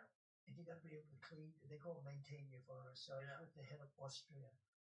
He said, you know, it's a shame. I see all those forest fires in California, and all they have to do is clean their forest, meaning rake it up, get rid of the leaves, leaves that are sitting there for 5 years. And we'll certainly get rid of the dead fall. And get rid of the trees that are fallen and that you know, are like so many things. This country, by the way, could you break the whole forest, though? I don't think you could break the whole forest. Well, I think you can get rid of the deadfall, but raking all you could certainly get rid of the dead, okay? Yeah, I think that's the real issue. You know, environmentally, they don't want to do that. They say, no, it's got to be nature and all this stuff. But in the meantime, this is exactly right. But you could have, so it was the Department of Commerce that needed the approvals, but Gavin Newsom had to sign them. I got it all done. Nobody could believe it. It was all done. I said, I got it. You got so much water. All you have to do is sign. And that guy didn't want to sign. Did he not want to sign because that would be a political victory for you? I think, no, he didn't. No, I don't think so. He used to say he's a great president and we got along. We did. We actually got along at that point. But I think somebody said you just can't continue to call him a great president. You know, they do say that. But we had it all done. He didn't sign, and then we got on to other things. And every time I go to California, I said, you have so much water. They don't know it. I'm telling you, people living in Beverly Hills, they turn off the water. Same thing with the electric. They want to go to all electric cars, but they have brownouts every weekend, you know. Well, right after they made the announcement that as of 2035, you're not going to be able to buy an internal combustion engine in California. Yeah. Like within a month, they had some announcement asking people to not charge their Teslas. Because the grid couldn't handle it. Well, how are you I will terminate the mandate immediately. That will be done, I would say, in my first day, maybe 2 days, because, you know. Let me ask you about nuclear. One of the things that when I've talked to people that have a real understanding of nuclear power, what their position is, it's probably the cleanest, safest form of electricity that we can generate. And that the fears of nuclear power are really about a few disasters, the Fukushima, 3 Mile Island. These are old systems, and that they're much more capable now, and they're capable of making even better systems. But it's a difficult political issue because you think nuclear power, you think Chernobyl. That's what everybody does. They have this connection in their head to the potential of disaster or Fukushima. Where you're not supposed to enter the land for 3,000 years. Yeah. I think it's worse than that. I think that area is like going to be radioactive for probably longer than you can imagine. But the point is they're better at it now. Right. And that they can do it now, and you can generate power in a way that you don't have to worry about these. One of the most ridiculous things is electric cars being powered by coal-fired plants. It's a ridiculous thing. That's what's happening. Yeah, that is what's happening. And people want to think they're being green, you know, but it's... Well, you look at the way the batteries are being, but here's the other thing. We don't have, well, we do actually. It's being held. You know, we have certain areas where we have great raw earth material, and we're not allowed to use it because of the environment. And we have areas in California that have incredible raw earth, and they're not allowing, and I'm going to open it up. I'm going to let them use it. But how do you do that? China. How do you do that and protect the environment? Because the environment's going to be protected. You can do it. You can make a lake out of it. Okay, we'll put back a lake. I mean, something nice about lakes. You can do things magnificently. You just have to do it carefully and responsibly. Absolutely, you have to do it carefully. But the problem, China has all of those areas, most of those areas, and yet when they say go electric with the cars, China's going to be the one that gives us the cars. All of those guys in Detroit are going to be out of business. You're going to make your electric cars up there. We have a thing called gasoline, and we have more oil and gas under our feet than any other nation. I had in Alaska, there's a find. It's called ANWR. I got it approved. Reagan couldn't get it. Nobody could get it. I got it all done. It was amazing. They were getting ready to start drilling. The equivalent, they think, of Saudi Arabia, one of the biggest finds in the world. It was all set to go. And Biden comes in, one of his first orders were, we're not going to use it. It would have been so good for me. We could have supplied all of Asia with oil and gas. What was the negative? And you talk about money. Right. The negative was politically they didn't think it was good for them. That's all it was. So you don't think that it's environmentally dangerous? Taking it from way down deep in the earth, environmentally would have been fine. So it can be done responsibly. Absolutely. Oh, otherwise, protects the environment. Well, I think windmills. Okay, so they talk about windmills. I think windmills are really disruptive. When you talk about the environment, they kill the birds. You want to see a bird cemetery? Go under a windmill someday that hasn't been cleaned out with all the bird carcasses. You will find massive amounts of Well, they're birds. also a massive eyesore. I went to a ranch in South Texas. We had to drive past this enormous windmill farm, and it's gross. It's dystopian. You're looking in the left and the right, and all you see is these big spinning machines that aren't even that effective at generating electricity. Most expensive form of electricity is a windmill, and then they start to rust and rot. And you have to then they replace get them. abandoned by the people that built them. Well, you have to get rid of all that material too. When you replace those blades, now you have a problem because you have to dispose.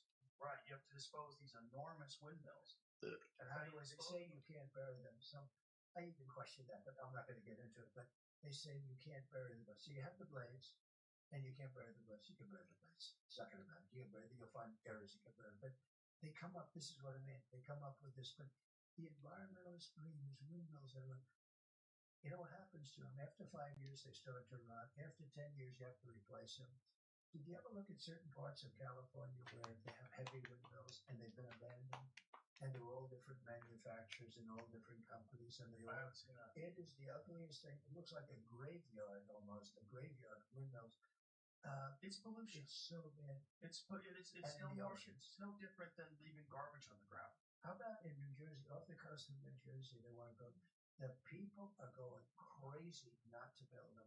But when you have them, the whales are washing up on shore. Right. So in 50 years, they had one whale come ashore. Now they have like 18 come in the last year. What is happening with the whales? I've read about this. Well, they say that the wind drives them crazy. It's a vibration because you have those. Those things are 50-story buildings.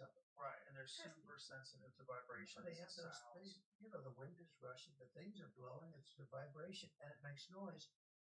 You know what it is? I want to be a whale psychiatrist. It drives the whales freaking crazy. Yeah. And something happens with them. But for whatever reason, they're getting washed up on shore, and and yet the environmentalists conveniently ignored by the But the environment. environmentalists, they don't talk about it. Right. I think there's nothing out there. I see it in Scotland. I see it all over the world. You have this beautiful valley. It's been there for in civilization, thousands of years, but millions of years, and all of a sudden you have these ugly windmills on it. Would your And plan the to be replace that with nuclear? What would you do? Well, nuclear is better. I mean, I think there's a little danger of nuclear, but we had some really bad nuclear. They did one in Alabama. They did one in, I think, South Carolina. They do them wrong. They build these massive things. Then the environmentalists get it. I don't want to go into a long story. It's too long for the show. This show is too valuable to talk about concrete, but they have hardened concrete. It's number 12 concrete. It's harder than steel. It's incredible. They put up a wall, and an inspector comes along and says, no, you're a quarter of an inch too thin. Or the wall might be 8 feet wide. You're a quarter of an inch too short. I'm sorry, you got to rip down the wall. It's got to be poured continuously. Right? You're 1/4 of an inch. I'm sorry, rip down. You can't rip it down. This stuff you can't put a hammer through. You can't. It's incredible. concrete technology is unbelievable. What's happened. You think of So you think that's an example of overregulation? Yeah, Pointless. we have an inspector that comes along and he says, take down a $25 bazillion wall. These things ended up costing $25 billion. And then one of them never got opened. But here's the story. So France does it. France is largely nuclear. And they build small, little, compact plants. And if they need more, they build the same thing and they hook it up.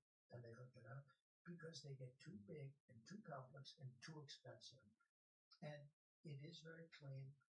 They say it's absolutely, my uncle, I had a great uncle who was a great genius, just like other members of my family.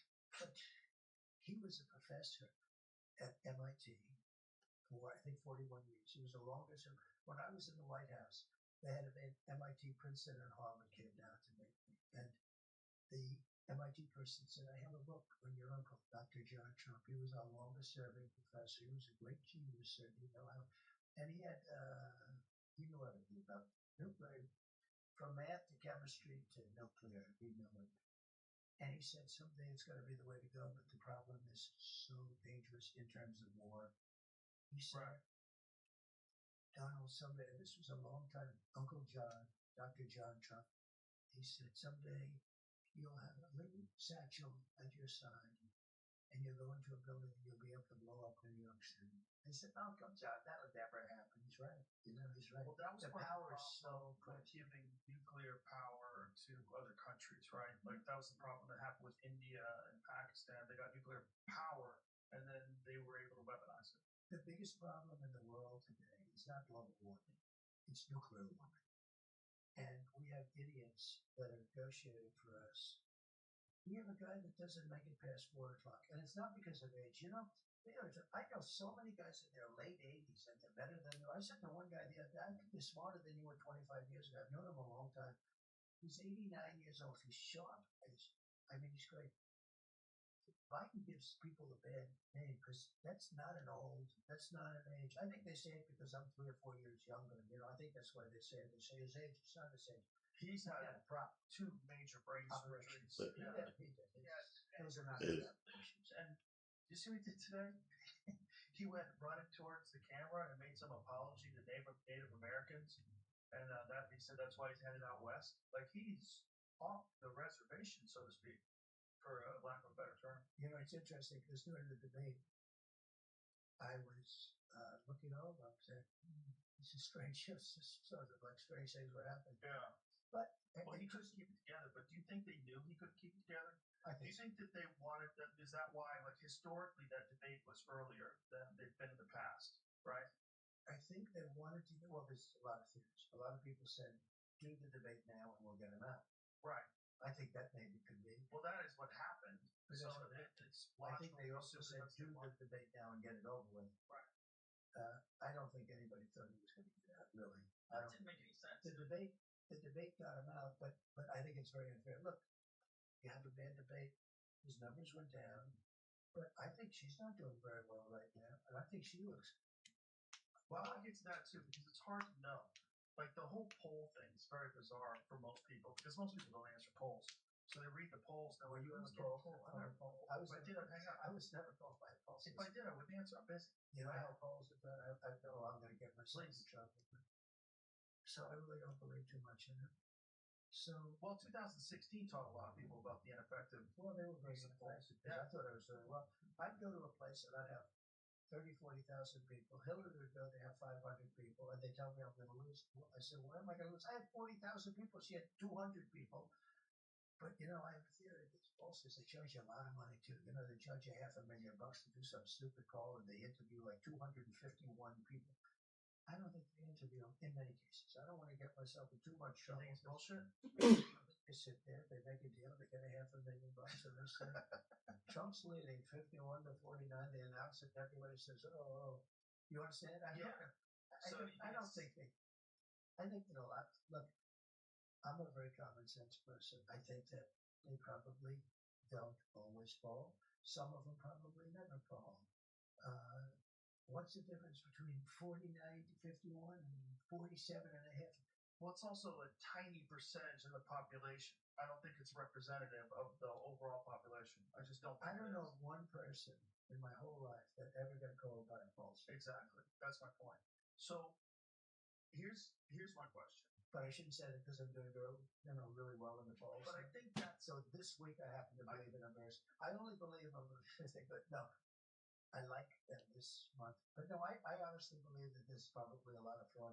I had a poll, Washington Post, ABC, in the Hillary thing on Wisconsin. They had me down 17 points the day before the election. I knew it was wrong because I had a rally. I had 29,000 people at a racetrack, and it was like 0 degrees, Wisconsin. And they had me down 17 points. In other words, you had no chance. And I won. And I called up my pollster, good guy, good guy.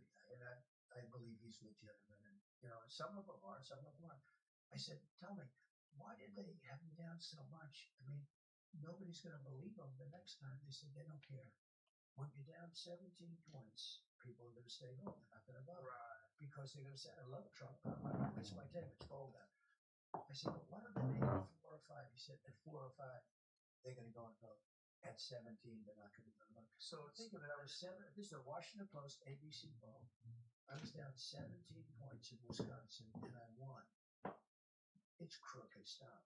There's a lot of crooked stuff, and I wanted to talk about that too, because one of the things that people talk about with you is the denial of the results. And I think J.D. Vance did a brilliant job the other day when he was being interviewed, and they asked him, did Trump lose the 2020 election? And he turned it around and said, was there legitimate election interference in suppressing the Hunter Biden laptop story on social media? And was that a concerted effort? Well, they said they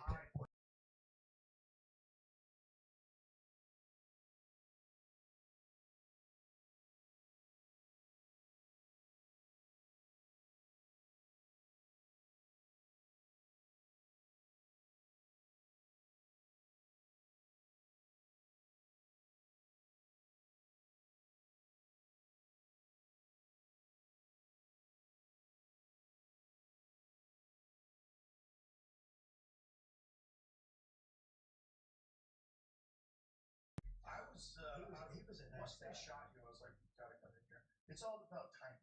It's all about the timing. Timing. Say where timing's perfect. Do you even have a scar on your ear? Did I put on there? I do. What was that? So, I know oftentimes it zipped right there. It healed up pretty fucking good, man. It's pretty good. Yeah, it's good.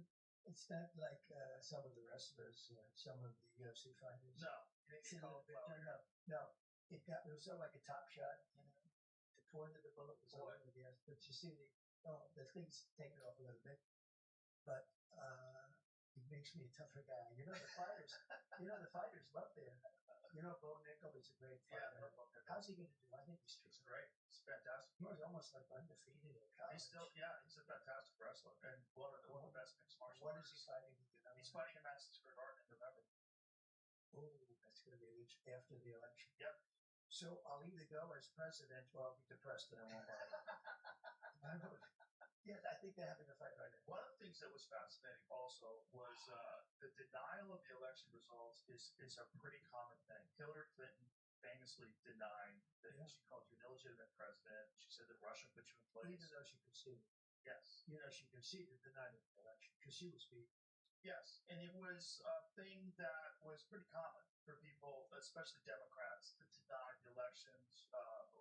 There's been many of them. The Bush administration, the dangling chads, all that stuff. Well, look at these guys in Congress. All these sleazebags in Congress and the Democrats, they're still denying 2016.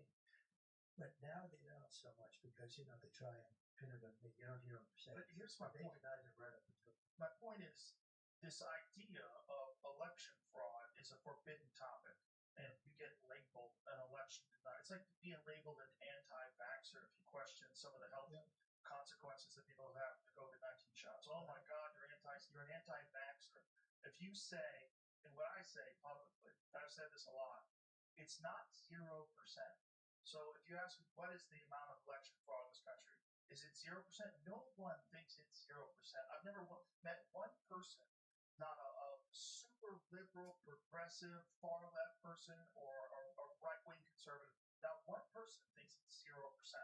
They think when you have human beings, and also you have a lot of weirdness that was going on during the 2020 elections, particularly with mail-in ballots. And you had legislatures that had to approve, and they didn't approve, and they went out and did it anyway.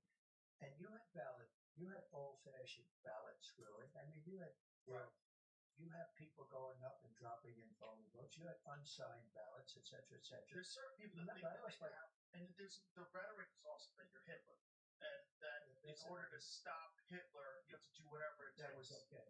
Yeah, and this is, I mean, you're hearing this now. Tomlin compared you, I think, said you're love of Hitler yesterday. Kamala's a very low IQ person. She's a very low IQ. I'm for taking tests too. I think anybody that runs for president should take a test. And it's not an age thing, it's not based. If you look back on history, 70s and 80s, some of your greatest leaders in the world history, all-time world history, they were in their 70s and their 80s. But I think you should take cognitive tests. I think they say it's unconstitutional. But I think Kamala should have a test because there's something missing. There's something wrong. Well, I think it's pressure. I think the pressure and the scrutiny, you've been a celebrity for a long time and you understand what this is like. But for someone who's in her late 40s, who becomes the vice president, who runs for president, becomes the vice president, and then all of a sudden the weight of the world is on your shoulders. There's all these people fans. A lot of people clam up. But you need to have it, Correct. Look, this is an interview. We've covered a lot of territory, right? It's fine. I want to. I think it's much more interesting. To do an interview with Anderson Cooper, a crazy softball interview. She took 2 days off and she studied all day long, and then she comes out with a result that was a real embarrassment. That was a really bad interview. She couldn't answer a question, and every question's not answered. Like, what would you do your first day in office? Okay, I'll build a wall. I won't build a wall. There's 100 things you can say. Just say anything, but there's something off with it. Well, we're dealing with the smartest people. They hate when I say, when I call President Xi, you say, he called President Xi, President Xi, he's a pretty guy. He controls 1.4 billion people with an iron fist. I mean, he's a pretty guy, whether you like it or not. And they go crazy. Right, it doesn't mean he's not evil, or it doesn't mean he's not dangerous. But actually, we have evil people in our country. Yes. If you have a smart president, he can deal with Russia, he can deal with all of them. Russia would have never gone into Ukraine if I were president. How would you have stopped it? Automatic 2 things. I told him. I said, Vladimir, you're not going in. I used to talk to him all the time. You're not going in. I can't tell you what I told him because I think it would be inappropriate. But somebody else said he would have never done it. But you know why else he wouldn't have done it? Oil prices at $40 a barrel wouldn't have allowed him, wouldn't have given him the money to prosecute that war. Wouldn't have given him the money. I said it with President. I was with President Xi. I said it was almost the same conversation. With Vladimir, it was Moscow. With President Xi, it was Beijing. It's almost the exact same conversation. I said, don't do it. He would have never done it. The day I left, they threw 28 bombers over the middle of Taiwan.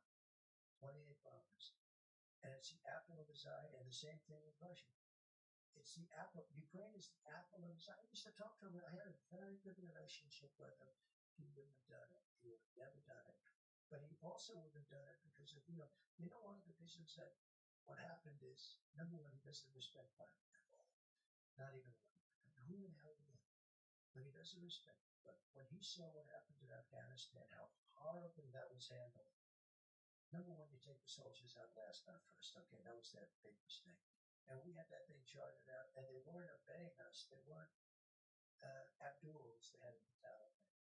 Boom, we had to do all these things. Some he didn't do. I said, nope, you're not doing. You got to do them all. This guy he immediately took all. He left the equipment behind. 13 soldiers did, but he took everybody out. He took the soldiers out before. A child would know. That's where Milley was so stupid. He was such a stupid guy. Milley. Okay. Those generals should have all been fired. The people that were involved with Afghanistan should have all been fired. Then you'd be writing books about that, how stupid he was, and bad he was. But you take your soldiers out last.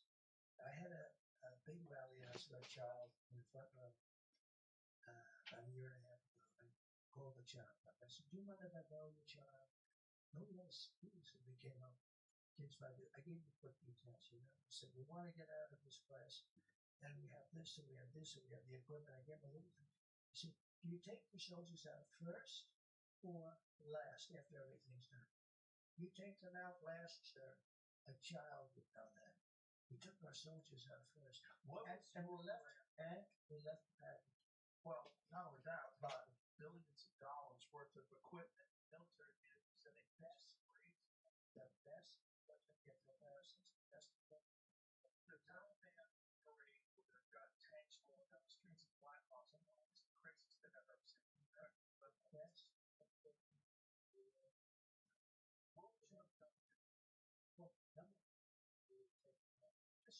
Go back. I had conversations with them. And from the time I had those conversations,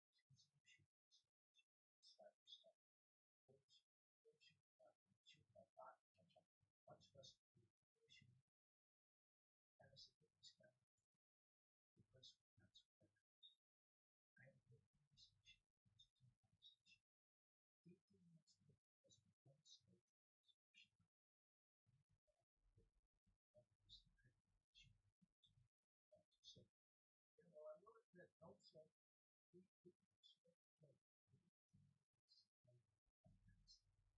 not one soldier is never seen holds the hand.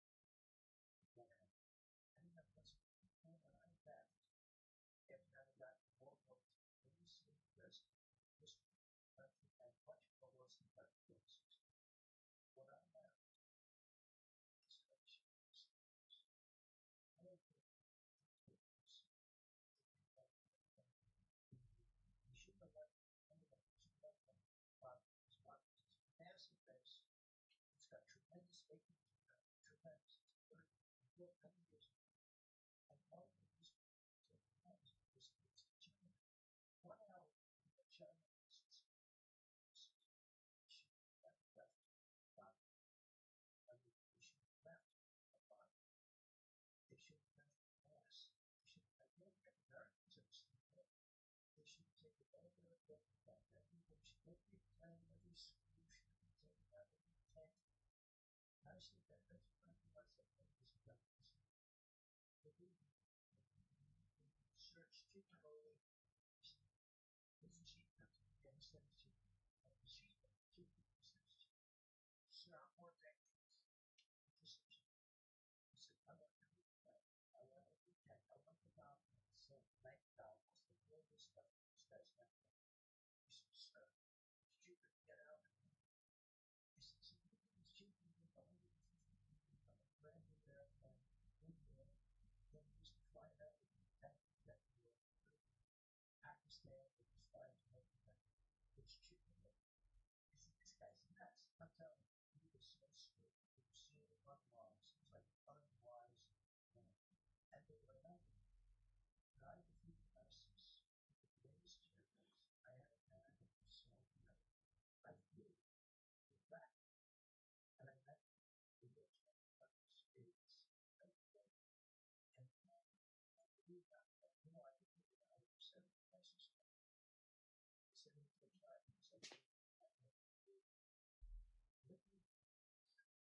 I would take that off. So they're going to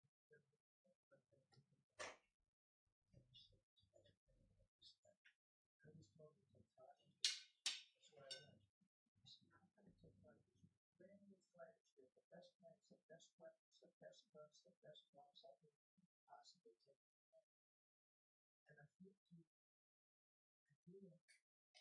that's what 3 o'clock was. This one was and when we reached about half an hour away from the map, it was really about a half an hour away. This is serious. Because the website we spent $8 trillion on the I think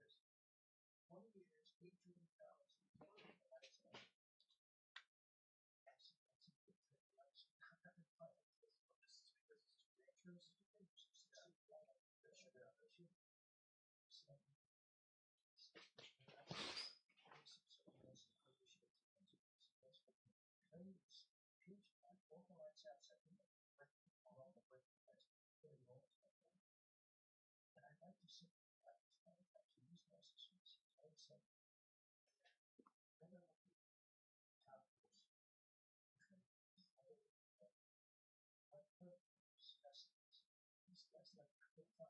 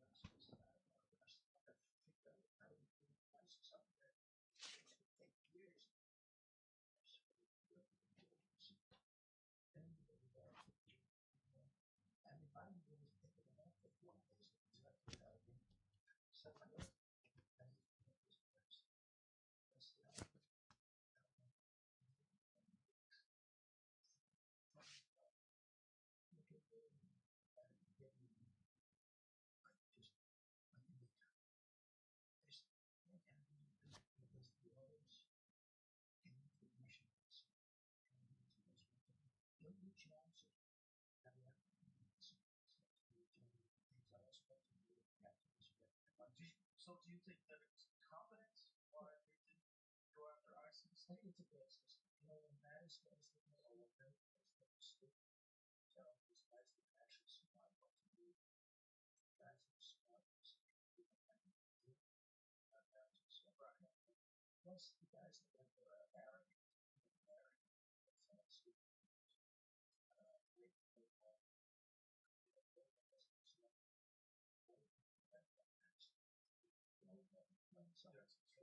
so it was listed in out the helicopters for it was so deadly. So not enough and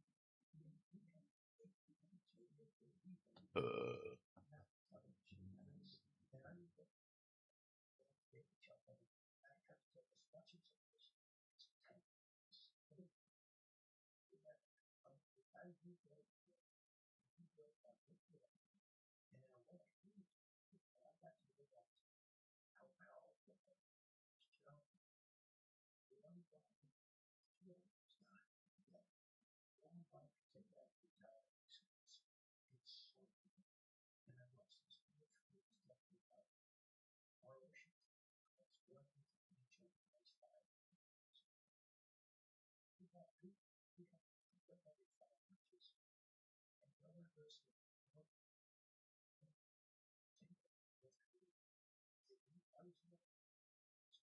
I have to I won't recommend no that's too bad. It's not it's great. Obama's not really a war. I had Obama just prior to taking up with some sort of ceremony. And that's been a long time.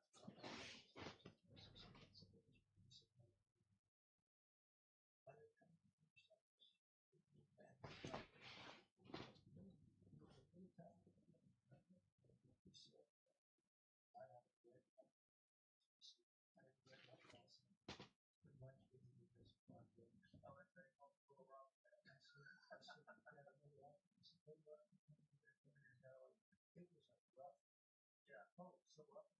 It's crazy. And then one day, came up,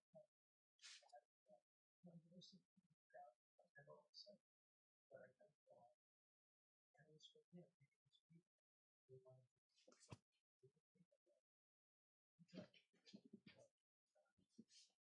And I think he expected to do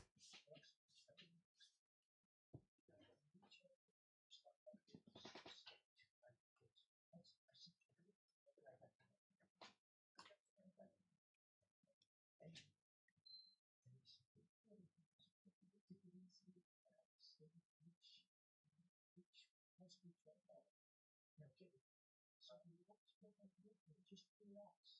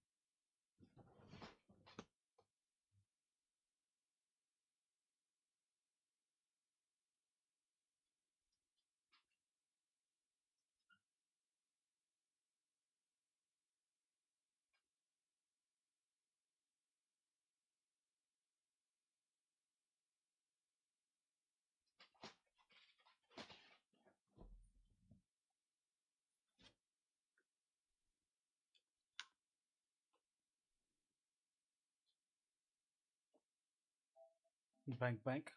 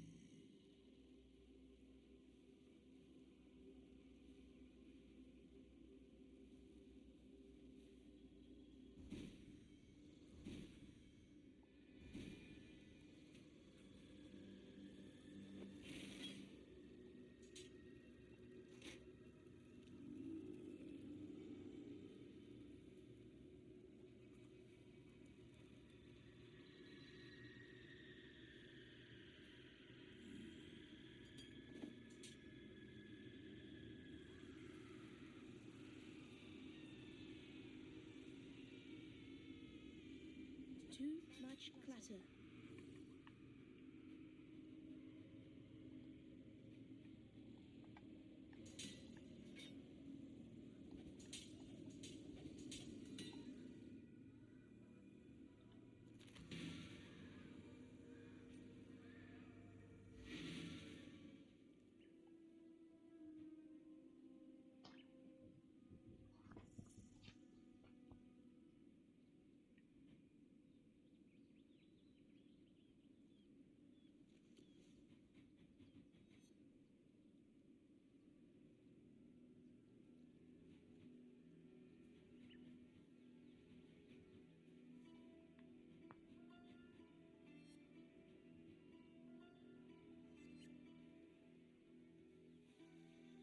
Wherever he.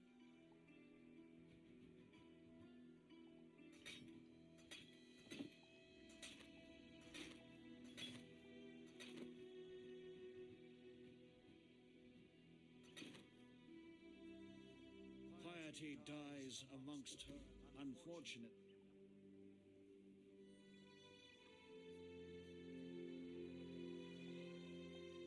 You have claimed Talamoana? Piety's off to me.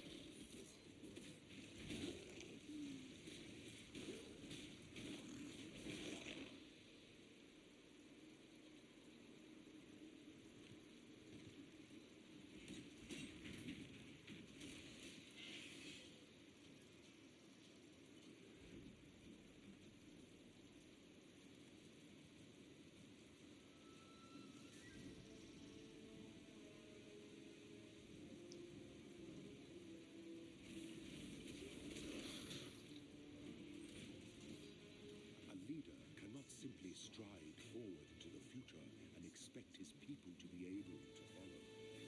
A leader must look over his shoulder so that he can witness and understand the consequences of the path he has chosen, to ensure that his people are still with him, to ensure that he has not become lost.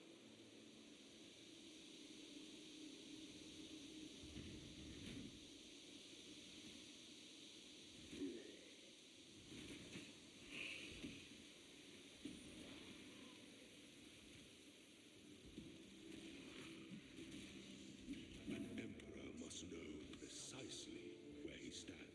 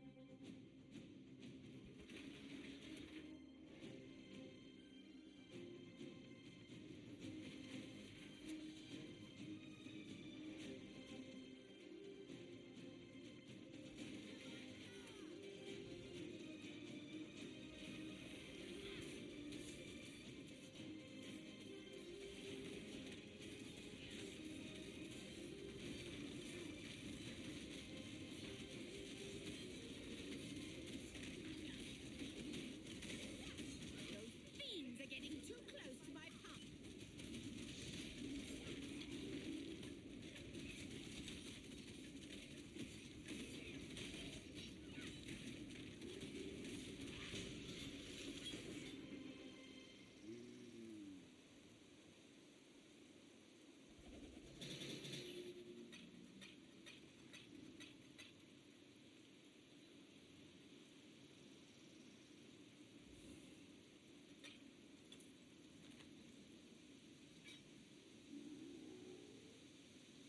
Too much clutter.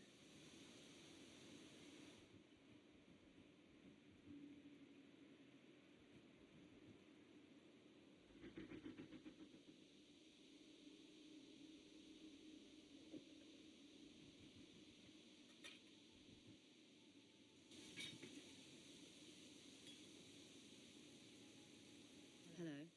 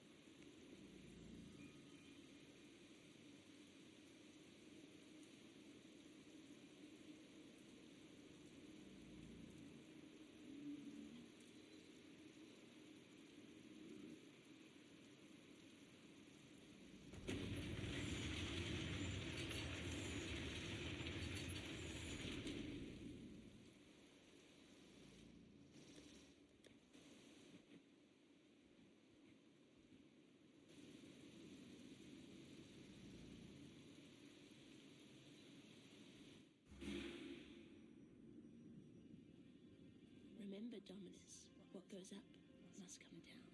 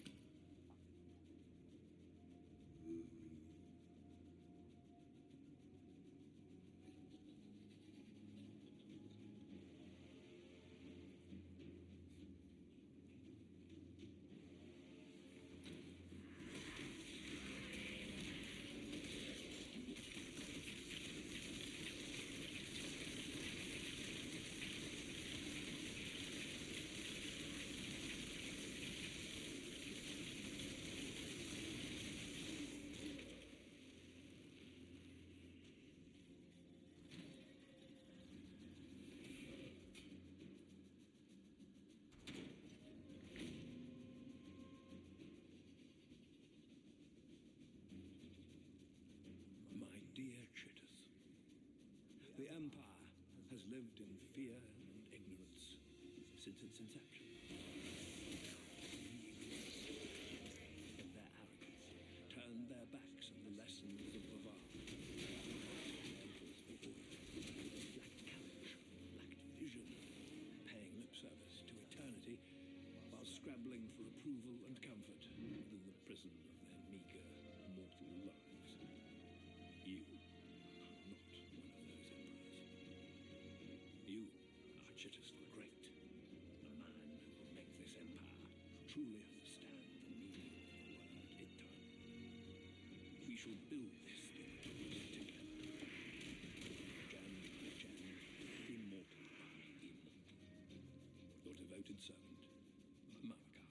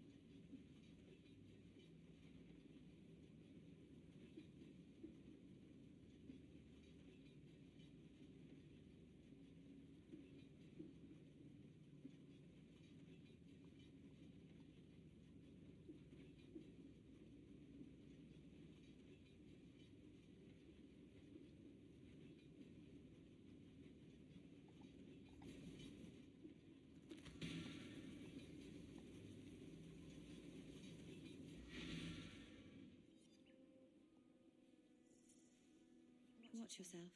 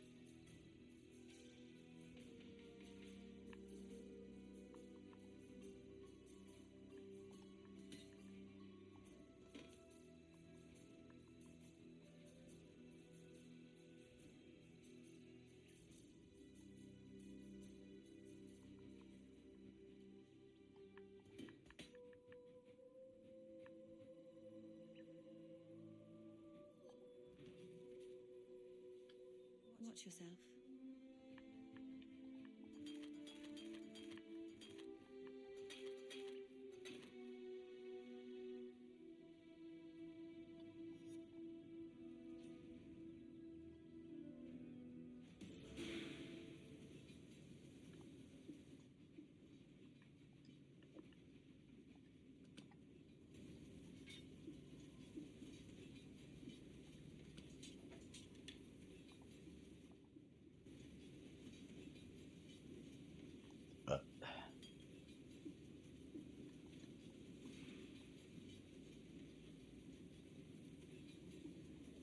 You have mounted the summit of the Empire, not a cockroach. Of course. Of course. You have not.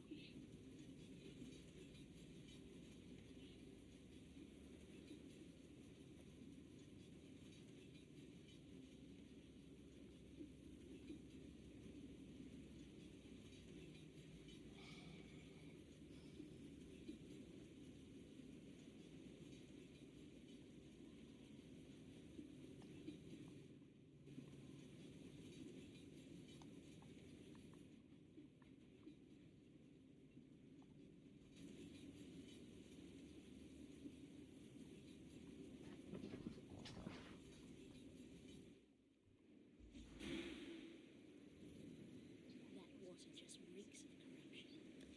Let's see where it comes from.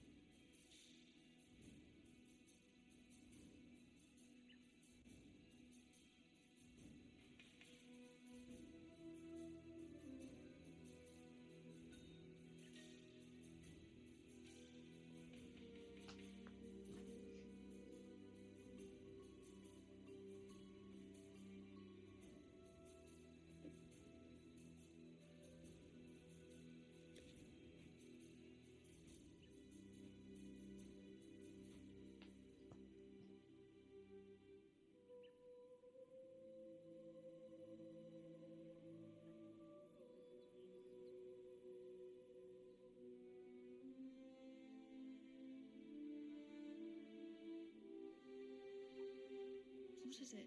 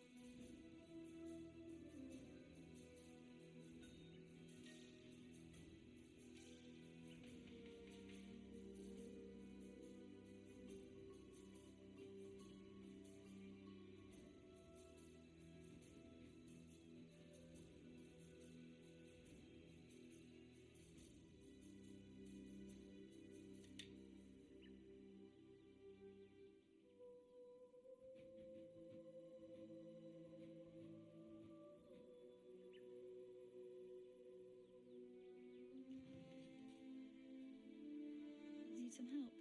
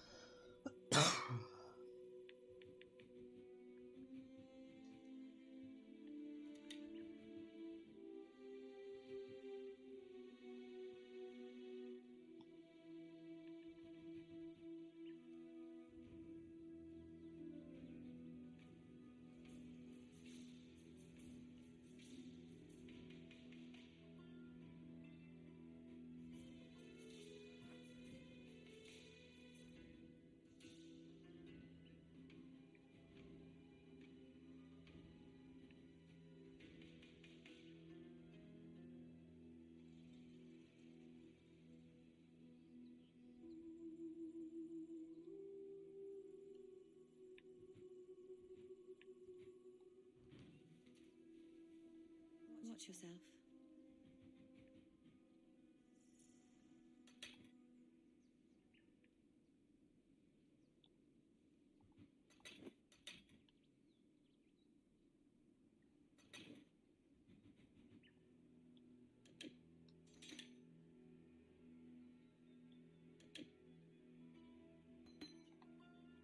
Need something?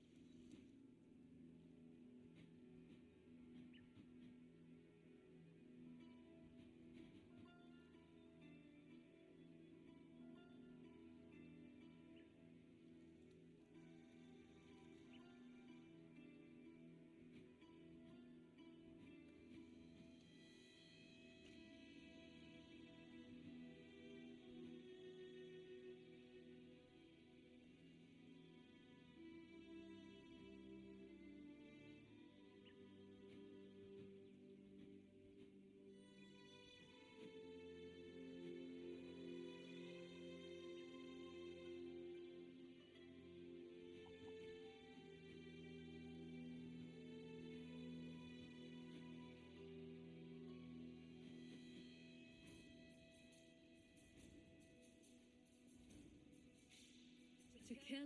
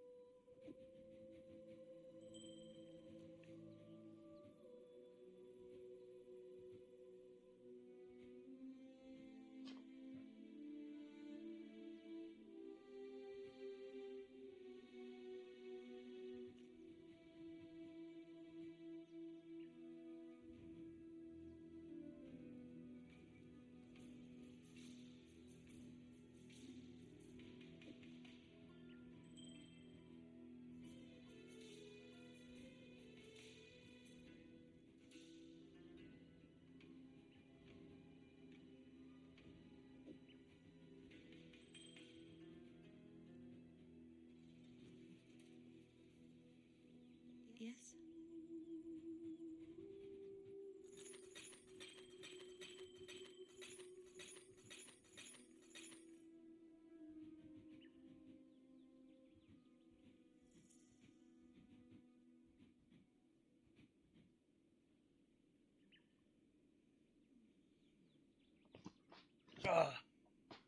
Yeah, yeah, yeah.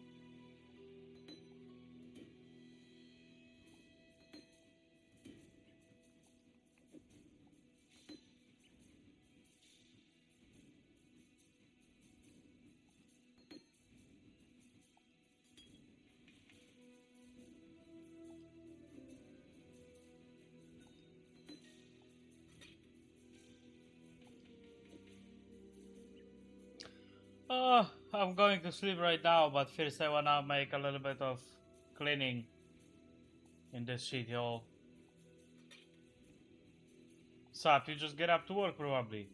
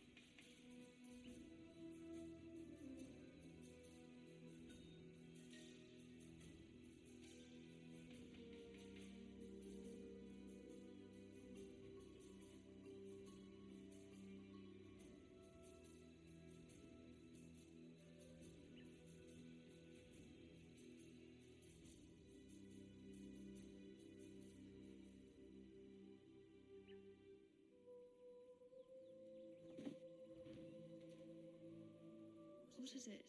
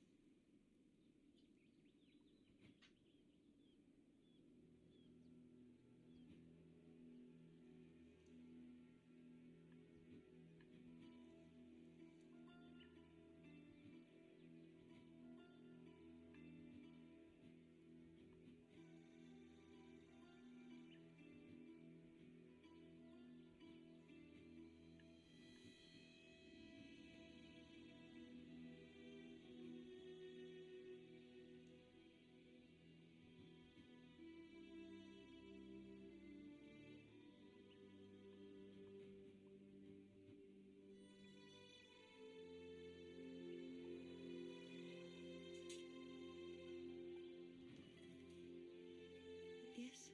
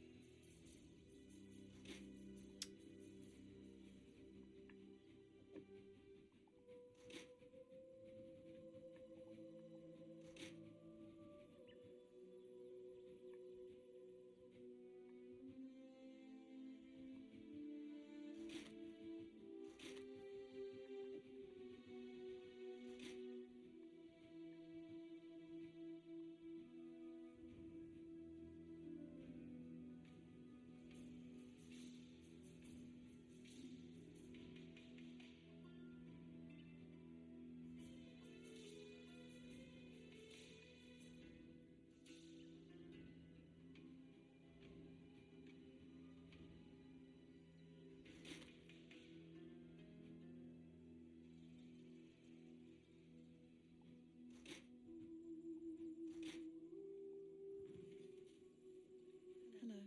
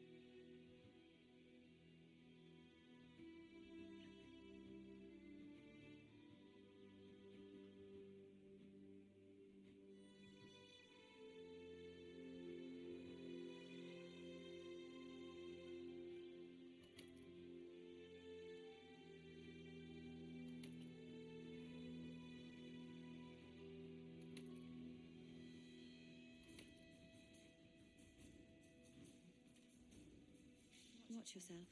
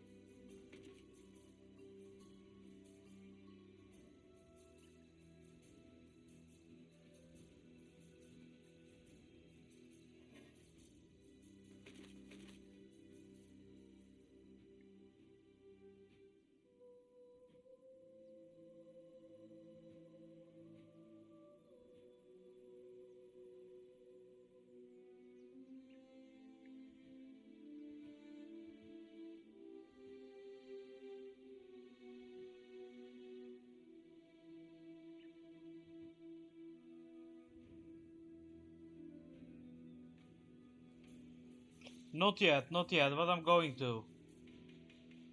I didn't sleep yet. I'm making cleaning in here. I'm going to sleep for like 6 hours, maybe 7.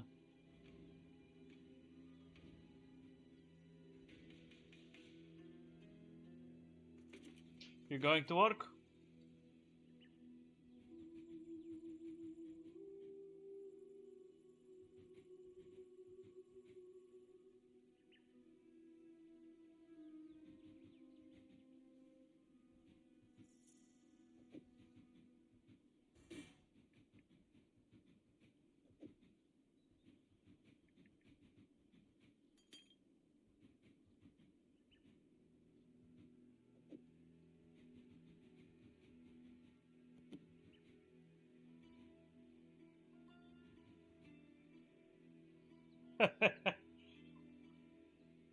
Nah, I told you I'm a gamer. That's how gamer's life looks like, man. Gonna be true. I'm straight.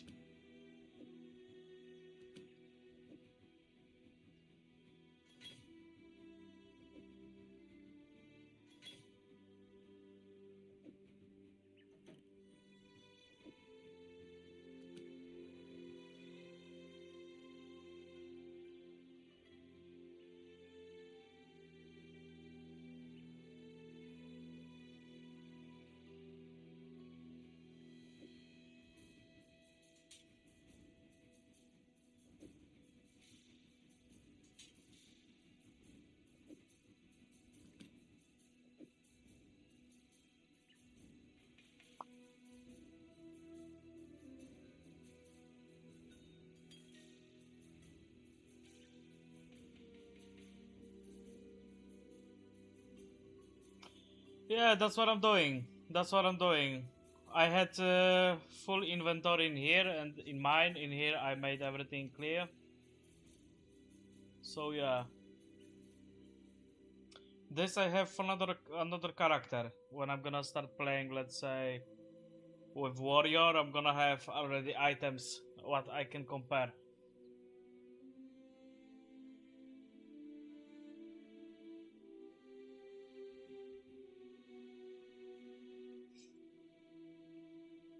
I don't need even to loot when I'm gonna start new character. I'm just gonna take from here, you know? It's gonna be much quicker. I'm just gonna run for exp, like...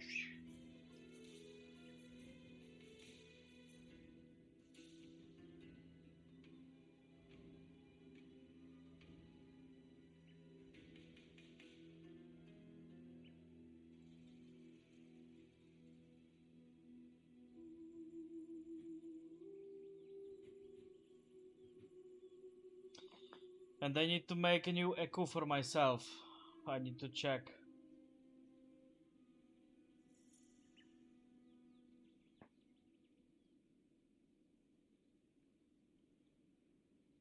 Nah, we not buy anything. Not necessary. I'm playing Yenga now.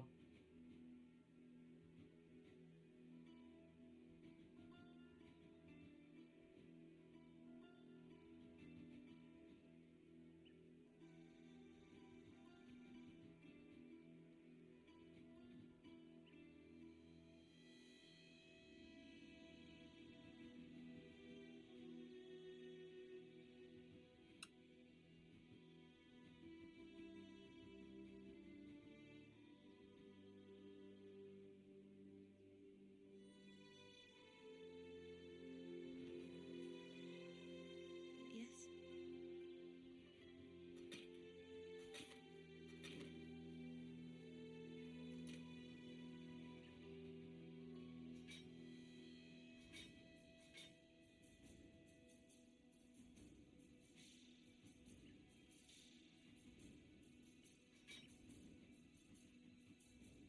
This game is truly a master stroke of business. The strategy is so let's play enjoy the game for free at first, then make them pay because they are in the storage space. Well, the storage space is not that small, you know. You have 4 storage places. What you can just give like 1 for this, second for, let's say, armory, other one for weapon, and other one you can make mix, and everything is okay. Or you can make just per character one stash, then you have less space, but you don't need to give a fuck that much, because when you play every character you just loot new stuff. I have different playthrough. I like to leave myself some items, so then I don't need to loot everything on the beginning of the game, you know what I mean? So I leave for every character something for start and for first, let's say, 15 levels.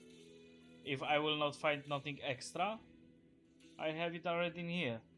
I just take from here and I run for exp. Diablo is more pay to win. Over there is hardcore. There is hardcore shit, man. So what we have? 36, 80, 64, 62. So, okay. I'm gonna compare this and this. Ooh, 54 plus 1 of socket melee gems and of 3575. Grants 5 life per enemy hit. Shit.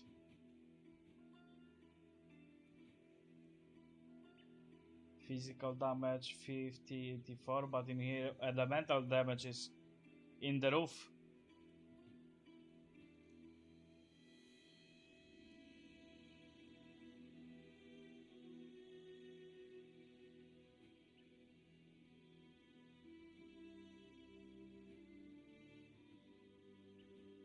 Ah, that's 5 level of difference.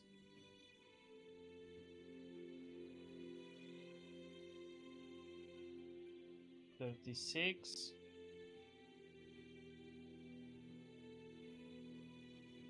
Shit, I can't compare those.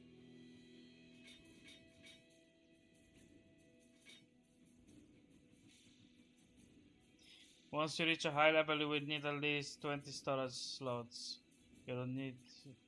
You just don't know what this game is really about yet. Yeah, you need to create the slots, and in here you're gonna make pick, and you create... Shit. And you create... Cancel.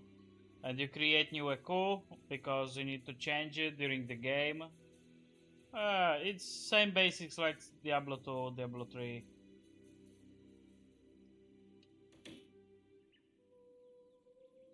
The creating items later is way more hardcore. I know, the beginning is easy. But the thing is, I just make playthrough. Make a champion. And then I'm just start playing other game, you know?